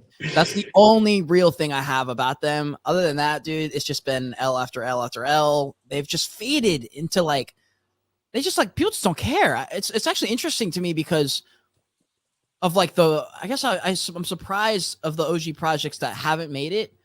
I guess I'm not surprised. Like it's World of Women that has made it because their branding is stronger. And then who else? Like what other OG projects I'm trying to think besides? Are you saying World of Women has made it or hasn't made it? Well, like, how do I say this? Like, you know, World of Women's out here like partnering with Barcelona and stuff, and like Cool Cats is just trying to. Okay, but they haven't. That's the first freaking announcement that we've had in an entire year and a half. They have done absolutely nothing up until now. So I don't know if they're back. I mean, you know. Yeah, you're right. I don't know. You're right about that. For some reason, I thought World of Women was higher up as far as like value on the floor price. But as far as I don't know. They might be. I don't know. I'm torn on this one, bro. I'm torn on it. I've heard so many people just lose all their faith in them, and I'm not sure why. Like I'm not specifically sure why. But yeah, I guess so. Again, you see the pump. Well, I mean, a small pump from 0.685. The top was 0.75. Now back to 6.9. Actually, it's sitting at exactly 6.969 the last sale. So the community is still strong. You could tell by that floor price. Look, as I said, you got to give them credit from the perspective that they haven't wavered from their floor price. So one of our big criticisms of Moonbirds after they stole your right to be able to use your PFP however you wanted was they kept changing the roadmap. They were going to deliver high rise. They then said they're not going to do that. They were going to have the meetup. They then said they're not doing that. Then they said they are doing it, but you're going to have to pay even if you're a holder, but it'll be discounted. They just keep moving the goalposts, right? Whereas Cool Cats has it, bro. You've got that's. I'm just respecting them for that. I think they underestimated how hard it is to build a game with good intentions. They underestimated it, and now even though they've realized how hard it is, they are going to deliver this game. Again, I think they're being incredibly optimistic to say 2023, 2024. I really do, but I admire them for sticking to it and for carrying on. I really do, and keeping to it. They could have very easily called everyone together, a whole community thing. Listen, guys, we're no longer doing a game. Who wants to buy new T-shirts and hoodies? Right? No. We betting the kitchen sink on this. That's it. It's the game or nothing. I'm torn on this, bro. I had a podcast with Minnie from Zen Apes. She was the founder. She was I think they were in college, so she was like 20 when she dropped the project, and they wanted a game. Like they wanted the game, and so they spent all the money pretty much doing it, knowing that in 6 months, y'all are not going to want this game. And sure enough, 6 months later, the game came and they say, why'd you do this game? Because that's what y'all wanted 6 months ago. What do you mean? And that was like kind of what dug the final nail in their coffin. It's interesting because with this, what other choice do they have? Like, what else can you do with a brand that doesn't quite have anything other than it's pretty cute? And, they're just like, I was about to say like a knockoff Pudgy Penguins, but I don't want to put it like that. But you know what I mean? Like, they don't have that it factor. Like Pudgy Penguins now has that it factor, and they got to carve something into their niche. I don't know what they would or could carve into it other than some type of story content thing that Pudgy and Sappy Seals are doing.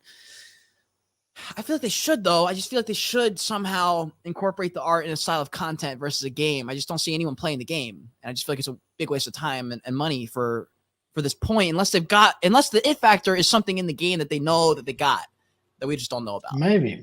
Otherwise, the fact that they partnered with Animoca. They partnered with Animoca, I think it was 8 months ago. They really are committed to this game side of things. Yeah. As I said, it will either make them or it will break them. But in the end of the day, I mean, I used to be a Cool Cat holder. I was a very proud Cool Cat holder. I earned my milk token. I went into whatever they call it, Utopia or Catopia or whatever. And they had some good things going. They really, really did, even at that stage. So it's going to be interesting. I think you're right. They do definitely have the cute thing like a Pudgy Penguin, and if they got a guy like Luca, I think they've got good IP that they could bring in. I think, and I stand to be corrected, I think they launched before Pudgies. Yeah, I think June so. 2021. Yeah, Let's see a Pudgy. Also, I was gonna say with Zen Apes, I'm not Mm. sure if it was a game that they created or if it was like another pixel collection. There was something they created that basically 6 months later they didn't want. But Yeah, anyways. you see, Pudgy Penguin was July 2021, a month after Cool Cat. Got it. So yeah, I mean, look, it is what it is. You were saying, what was the other one? Sappy Seals. What's the floor price of Sappy Seals? Because we saw maybe 0.5. Yeah. Yes. So I mean, look, Cool Cat is holding 0.67. We know that floor price isn't everything. However, that's interesting, right? That they're holding a higher floor than Sappy, and Sappy's also building a game. Hey, that's a big thing of what they're doing as well. True. So yeah, man, yeah, going to be interesting to see what happens. Again, it's Cool Cats is a slow burner. With my 100, what did we say, $1 million that someone spent on their gold ape that we trying to see what we're going to buy. Maybe you put a one Cool Cat in there in case they pull this game off, and in a year's time at 10x's. You know, culture. Yeah, we'll do a Cool Cat. We'll do a Sappy Seals. We can do a sneaky Vampire Syndicate. We can do a Doge Pound. I'm saying if you want to do for nostalgia, you definitely need those. For me, I never got into Vampire Syndicate. I just didn't like the art, but I knew why people got in. I obviously knew why, but for me personally, I didn't. But I agree. I think that if I had $1 million, I would go and buy up one of each nostalgia collection just to have it, and I would more than likely floor it after a couple weeks just because I got the dopamine high of buying one. But I probably would buy a Cool Cat, a V Friends, Mutant Ape, Cool Cat, Cryptoad just to have it for a sec, and then be like, yeah, why do I hold this? I would hold some. I would hold a Pudgy. I think it's cool. There's a few that I would hold, but very, very little. The shizzle. All right, we got 7-Eleven, and they are launching their free Slurpee NFTs. So for most people, the 11th of July is just another day, but not for 7-Eleven. They're going to be turning 96, but always on their birthday on that day. They used to, in select locations, give out free Slurpees. Based on the location, it's up to them if they give it out. This year, they're doing it via a Polygon. So it's the Find Your Slurpee Vibe digital collectible. Their first foray into NFTs, and it's going to be, as we said, on Polygon. You can visit the 711.com website, so it's 7-11.com via mobile phone, and mix your classic Slurpee flavors like blue raspberry, cherry, pina colada, summertime citrus, and then mint their creations as a digital collectible. And you can't trade it; it's not going to be tradable, but you can then take it in, and you'll be able to redeem it for a Slurpee, right? So it's just a way of doing it, and then you'll still have the NFT that you could keep for nostalgia purposes. Again, the NFT cannot be traded, but it's using NFT technology to get you to visit their website to mix the flavors you want, so that you'll then get a unique NFT from the perspective of it will be a choice of the flavors you want, and you can then redeem that for a Slurpee that is those flavors. I love it, dude. I love it. It's just it's becoming more of a normal thing, just like a chill, extra thing you can do if you want. I think that's cool. There's no reason to hate something like this, you know?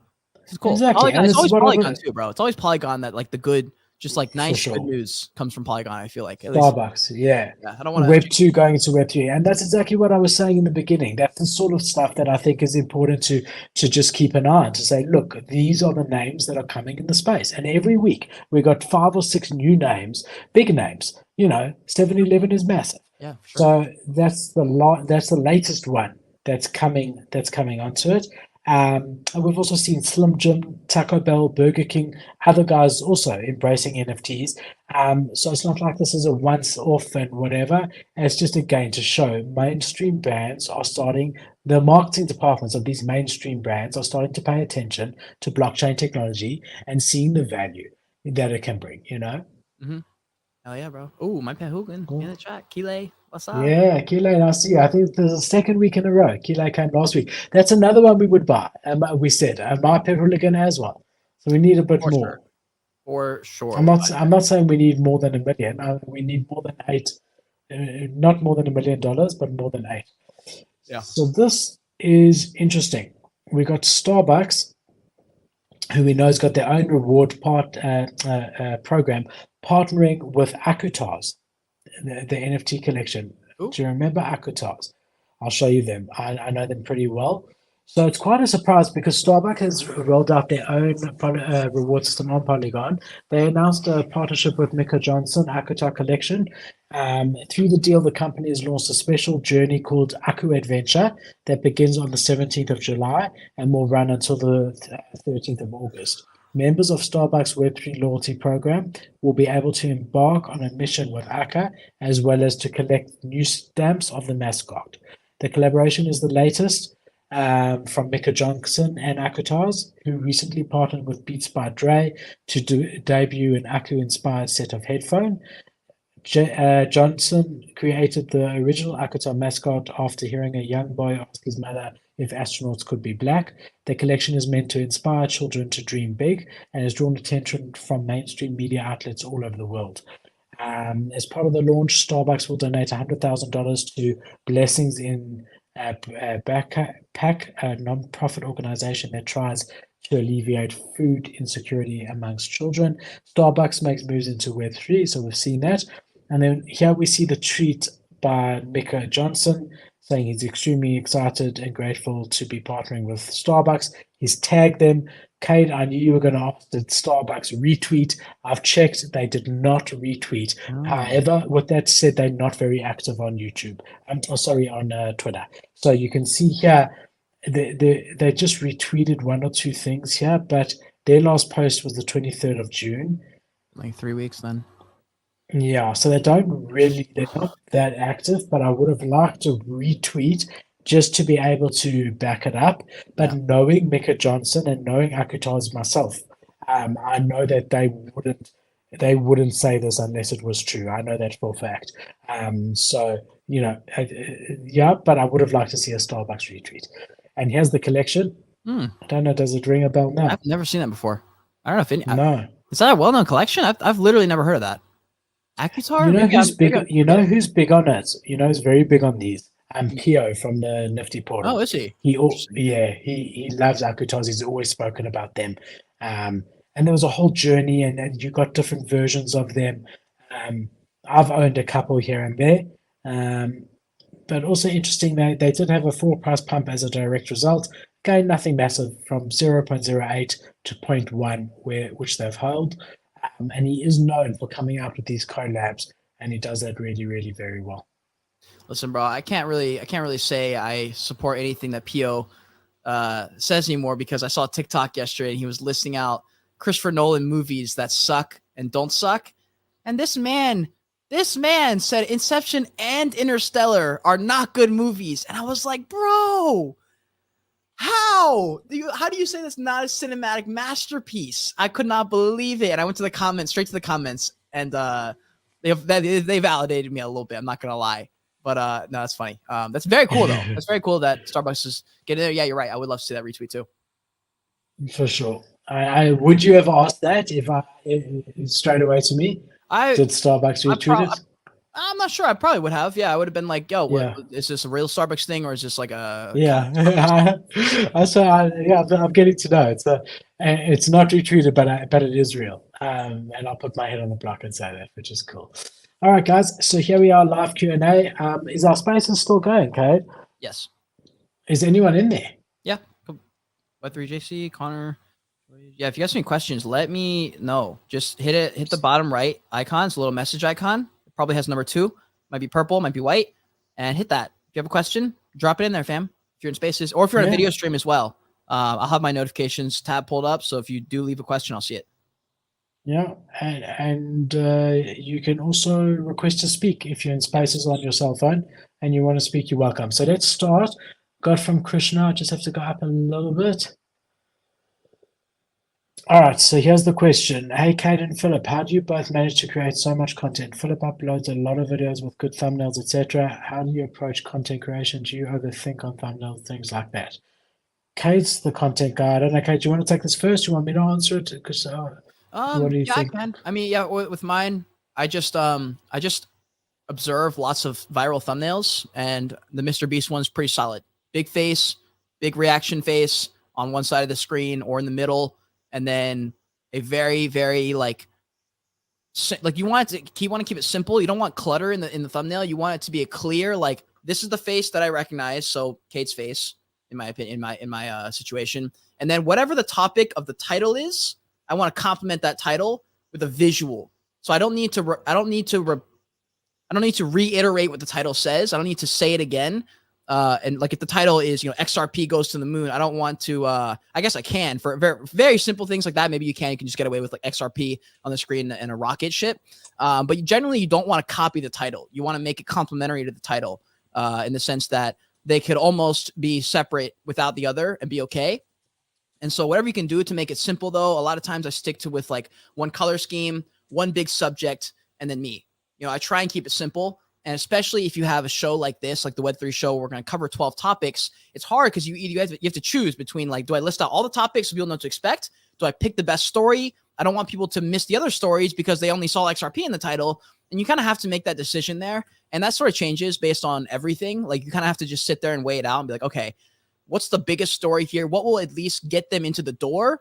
And then will they stay? Is the chances of me saying XRP goes to the moon in the title, or should I say XRP, Cool Cats, Starbucks, 7-Eleven? Like, which one will get more attention? And that's something you kind of have to just play with, and you figure that out as you do trial and error, and you just look at your content and say which content hits better, which titles hit better, why did it hit? So that's generally my approach with content creation, specifically with thumbnails.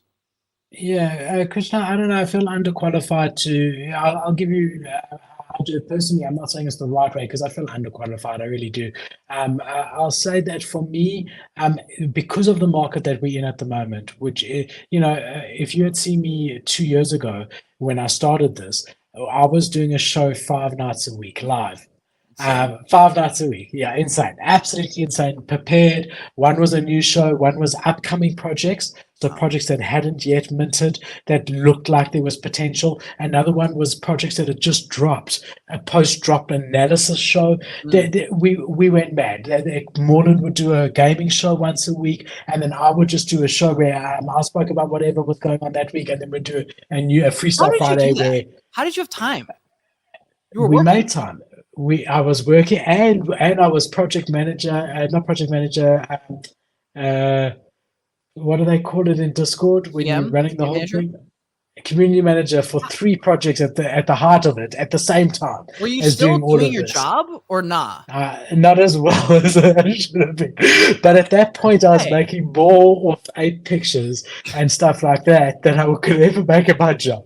Like $100,000 on a picture of an ape in a month. I was like, okay, well, let me give this a bit more time than my normal job. So my normal job did suffer, but there was legitimate time for about 4 or 5 months where we were, both Morland and I were sleeping maybe 3 hours a night maximum, every night, 7 days a week, and then we would meet and discuss the next week's things. It was too much, and but in this market. It was like make hay while the sun shines. We knew that there was a limited time. Bro, the energy was so like you gotta go. Like for months straight. For sure. Dude, now it's a different story. Now it's a different story because, I think if you try to do, I never want it to be like we're reaching for topics. And I think with the amount of news that's coming out and projects that are coming out that are worth talking about, like the whole of this month, we've maybe had Ether is the only project worth talking about. Not bring that up, by the way. Not today, but we spoke about it last week and we spoke about it the week before. So for me now, it's very different to how I would do it if we were in a bull market. So for me now, what I do is I do the show with Cade, and then I break it up. We edit it on my side to make it into separate videos because a lot of people, and I get feedback on both sides, negative and positive. A lot of people said just do the long form, and I do that. Other people have said there's no way I'm watching 3 hours, but I would be interested in just the Yuga stuff. So please can it be a standalone Yuga video? So I'll then chop up the video and then, do it. My wife does all the thumbnails for me. So I don't overthink them. Whatever I get. That's how I get them. She helps me. She's happy to help me. And that's what happens there. In the absolute bull market, I had, it wasn't Bianca doing the thumbnail, I had someone else doing it. I had someone else contacting new projects to see if they wanted to be on the show. And I had someone else helping us with whitelist opportunities that we could get. Now it just doesn't make sense. So that's how I do it. I take the one long form and then I break it up into little videos that I put out there and see if anyone's interested in them. And yeah, that's my approach. That's the move, bro. That's like the journey of the content creator. Eventually you hire someone out. Eventually you get someone who can do it better than you. That's like once you've done it yourself for a long, long time. I mean, I edited every single video for 2 years or 10 years technically, but 2 years in NFTs before I even considered getting an editor. I never thought I would find one. And then GT pulled up and said, yo, I never edited before in my life, but here's what I got. And I said, oh, wow. If that's what you've got in your first try, then I will invest in you, my friend. You see, I'd like to do more like edited stuff, like in the beginning when we spoke about the XRP stuff, and get that edited, any of my ums and whatever out of there. I wouldn't mind doing more of that and getting a proper editor. But for me at the moment, it's really simple. I'm just cutting up a video. I don't need any. It literally takes me maybe half an hour to cut it up. The thing that takes time is the keywords, loading it on YouTube, the thumbnail, the description, making sure I've got, because I like to put the sources of my content in it. So the end screens, the beginning screens, that stuff is the stuff that takes more of the time. I was gonna say one thing you could do that would really capitalize, which may not be in this market, but like because you already cut up, like say the segment's 10 minutes, right? Instead of an hour and a half, like the show, or 2 hours. If you got an editor and said, okay, this XRP segment is the best one of the lot. This is the one I need to make a good edit with. So take this 10 minutes and turn it into one and make it sick. That's what I would do if I was you, because like you can choose, which one's the biggest story. Maybe there's 2 1 week, maybe there's 0. But if there's one that you're like, I need people to see this, but I don't even think they'll watch 10 minutes. I need them to get the quick and skinny kind of thing, that might be something like that's for sure what I would do. That's what I try to do. Just in this market, it may not be worth it, but. No, I hear it for sure. All right, we've got Kile. What's your take on blur lending? I'll start with this one because Kate started with the last one. Look, I think it's very important, and I've got my one video that no one watches, which is my most valuable one, called my in real life investment video. You need to just retweet that, through. By the way, retweet that and continue to post it every few months because people should see that video. People should see that. I'll put the video out. It just takes you through a little bit. I'll put it on Twitter for anyone watching now. Will get to see it. Do little segments, little 1 minute segments, parts, and you get people to watch the whole thing. It's a really beautiful video. I think everyone should watch that. Thank you. But I mean, it's just my story and my personal, not advice to anyone, my personal way that I've invested in my life, and been able to, from absolutely nothing, build myself up to where I have today. And that's something that I think is really, really important. So I think with knowing me, and by watching that video, you'll get to know me better as a very cautious person, and risk adverse. Because my dad lost all of his money by being a little bit of a risk taker, and I've gone the opposite way, maybe arguably too risk adverse, which is ironic that I'm anyway involved in NFTs and crypto because they are so risky. But either way, I've always made it very clear that you should only be playing with money that you can afford to lose, and even then you should, in crypto and NFTs, and even then you should only be playing with a tiny percentage of the money that you can afford to lose.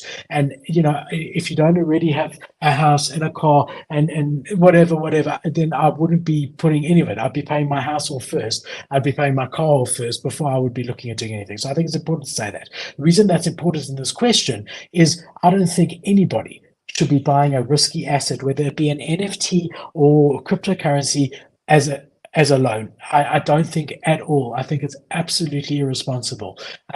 You lending money to gamble, and that can be very, very dangerous. Also, the interest rates on it are huge, and it absolutely makes no sense unless you've got insider knowledge that for sure that this collection is going to pump, because in a week's time they're going to announce that they've got a huge collab with Coca-Cola. And then, okay, lend as much as you can and buy as much as you can. And you have to know 100%, but that's insider trading. But I mean, it's blockchain, so who cares? But other than that, there's absolutely, in my opinion, I think it's irresponsible for anyone to lend money to buy a risky asset. That's my take on it personally. Yeah, dude. Actually, it's funny. I put out a tweet and I responded to Zeneca, And I forget if I asked him directly or if I just posed the question. I was like, I think just the question was like, why haven't you been canceled? No, you should be canceled, Zeneca. But in like, I met him in at VCon in person, and he was just a normal dude. But I remember I asked him, and I was like, I'm surprised you haven't been at least tried to been canceled because you're involved with Blur in the beginning. Everyone knew you were. It was a big thing and very bullish in the beginning, and it turned into something that everyone hated. I'm surprised you haven't been canceled publicly that I've seen at least. And he was like, bro, I have been canceled multiple times actually, and I didn't know that. I still don't know if that's true or not. That's just what, or maybe that was his perception. Maybe it is true. But with Blur, it seems like the majority of people are like, yeah, this ain't good overall for the space. I don't participate, dude. I don't know enough about Blur. I don't use it. I'm not really a trader like that. It's too degenerate. I don't have enough money to trade like that. And I definitely don't have enough money to be taking out loans, dude. Like, no way, dude. Not for me. So I put that tweet out and Zeneca answered it, but I saw the answer was a little bit bitter towards what you had said, and I think I felt he had misunderstood what you were saying. I felt like he felt like you were doing a call to action for people to call him out. That's how he perceived it. And so and he had commented, and so it had like 1,500 views. You can see the views, which I'd never get more than 100 within 3 hours. And I deleted the whole thing, and then I messaged him, replied to him separately, and I said, but publicly, but separately. And I said, no, you've misunderstood what Cade was saying there. Like he wasn't saying people should. He was just saying that he's surprised that it hasn't, but that that not that there's merit or something to that effect. But the second, I just his reply made it feel in a way like he felt you were calling him out, and I didn't want that. I didn't want that out there, so I deleted that tweet. But if I had known that you had taken it in a way that he was just responding, I would have kept it up because I got really good engagement. I got 12 new subscribers on that day on my YouTube, but I deleted it immediately because I would never do anything like that. I see Keelay, our Pet Hooligan new resident, saying he's just asking for a friend on Blur, which is great. No, I do believe him. I do believe him. Maybe he was thinking about possibly doing it himself, but either way, doing it. Well, I was gonna say I'm reading Zanka's response. I can't tell. I guess it's kind of up to the reader to decide. We don't really have to get into it if you want to, but I mean, his comment got 1,800 views. It looks like my tweet was deleted, or wait, it says this tweet was deleted by the author, but I'm the author. That's me. No, I'm the author. I did a tweet with the video like we do, and I copied you in like we do, just saying Blur, and then he commented that, but then I deleted that original tweet because I felt like it might seem like he was seeming like you were attacking him, which you weren't. Cade, many people in the past have tried to cancel me, and they've all failed. And if you know properly, I'm an investor, which is different to this. I just felt he was attacking you, and I didn't want that on mine. So the second I saw his reply, I deleted the original tweet. Because again, for me, this isn't about views; it's a passion project. And again, I'm not going to in any way throw my friend under the bus. We've got Krishna saying, "Is there some opportunity demand for a community manager in this market?" No. There isn't. I have had a couple of people reach out to me, but I mean, when it was really happening, I was literally not able to meet with people. I had a standard email saying, "This is what I can offer. This is like a resume. This is what I charge," because I didn't have enough time to even meet with them. Now I've been approached. I get approached maybe once a month max. And they don't want to pay, like in the good old days, I was getting paid between 1.5 to 3 ETH per project per month. Nice. And ETH was $2,000 to $3,000 to $4,000. I had a few that offered, but they wanted 40 hours a week, and I was like, dude, I just can't give that to you. Like I And that was maybe $2,000, which would be good if I could take that. But if I was going to be like, oh, I can work 12 hours a week, that'd have been like, all right, it's like not even worth the money, Yeah. So ETH now is a third of what it was, and they would want 5 times the amount of work for half the money. You have to be the one to literally carry those boats. You really got to carry those boats. Well, I did. I mean, I was in there. People knew me. I was very involved, but I had my team. So I had Chris and Morland So, and between us, our time zones, we had that Discord covered full time. So me in South Africa, I had my 8 hour shift. Each of us had our 8 hour shift. And if anything happened, like, an attack or any fights or anyone needed anything, one of us were there. We had games nights every Thursday that we'd host different games. We had it down to a good science. We were doing well.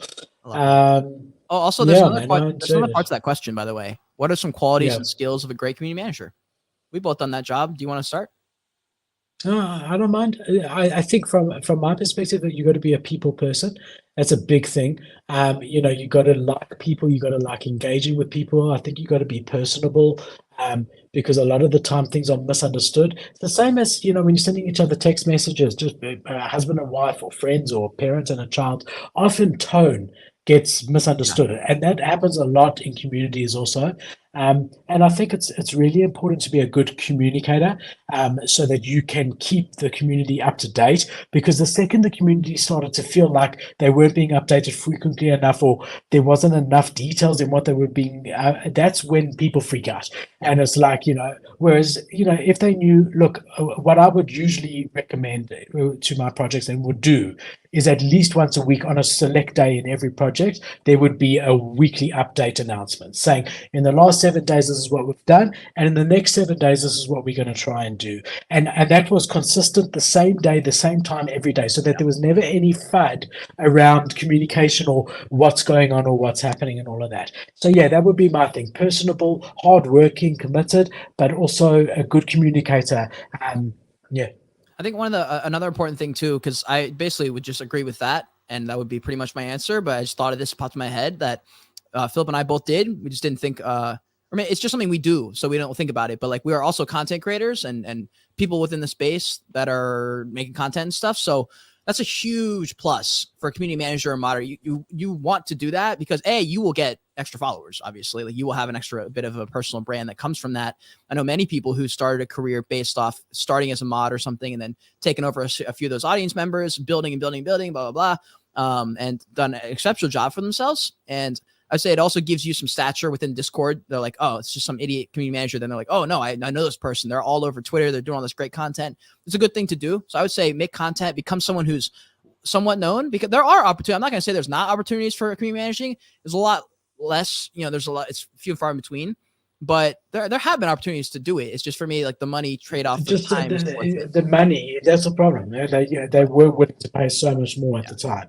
But we've also been in the game for a while, and we're also, like, you especially are making tons of money. So like, it doesn't help you at all. I think if you are trying to get an opportunity, it's different. Like, yeah, you should probably take that, even if it's for free, just for the experience. And once you've got a couple on your belt, you can ask for a little bit of money. But in the beginning, I think you do need to scrape by, and it might be worth it. So it's important to remember that I started as a mod. So yeah, I worked my way up. I started as a mod. There was no YouTube. There was nothing. I started as a moderator, unpaid, for not a cent. And that's how it developed into community manager for that project. And then they pretty much left and handed me the keys, and I was in over my head. But I tried my best anyway. And that was my first project, the Wolf, behind me on this side, Wolf Club. That was that very first project. And then from there, I tried to get Wolf Club relaunched on Space Punk's Launchpad. Space Punks was the first people before Dogepound to do a Launchpad, and they couldn't do it because a smart contract was already deployed. But they liked me, and they said, Philip, will you go in and help any project we accept on their Launchpad, help them get ready for launch? So audit their website, be their community manager, supply them with mods, check out their Discord, make sure that they've got all the right information, rewrite stuff if they need to, make sure the roadmap's written well. And I was hired by Space Punks, and I would go in with Morland and Chris. Space Punks would be the ones who would compensate us for doing that. And then when the project would launch, our thing would be off with Space Punks. We'd done our job, but then those projects wanted to keep us on often. So then I would continue working under them, but I was still then working for Space Punks and going in and auditing. It was mad, absolutely insane. Yeah, bro. Well, also, what are you pulling up? Is that art? I don't know. I had to think Tish said we must show more art, so I'm busy showing some art. Are you an artist? No, I just saw Tish say he wants to see art, so some art. I think he means we must talk more about art projects. I think both you and I feel that we should. But I don't know, just a little bit of a way of doing what he said. Is there any questions or anything in Twitter Spaces? No, Spaces were good. Yeah, I honestly, bro, I think we covered some good shit today. Really good shit. Yeah, it was a great show. For sure. I just want to let everyone know that there's going to be no show next week, but we're going to resume again on the 29th of July. We're going to miss you all. But yeah, no show next week. Next show is going to be 29th of July. So everyone who joined us, especially to anyone who's still here from beginning to end, thank you very, very much. But for anyone who even popped in, really good. Thank you. Remember to always be kind, and we will see you on the 29th of July. Oh yeah, guys, if you enjoyed the show, hit that like button, subscribe. We'll see you in 2 weeks. Well, I'll be here throughout the week, but not for the Whisper Show. Yeah, whatever.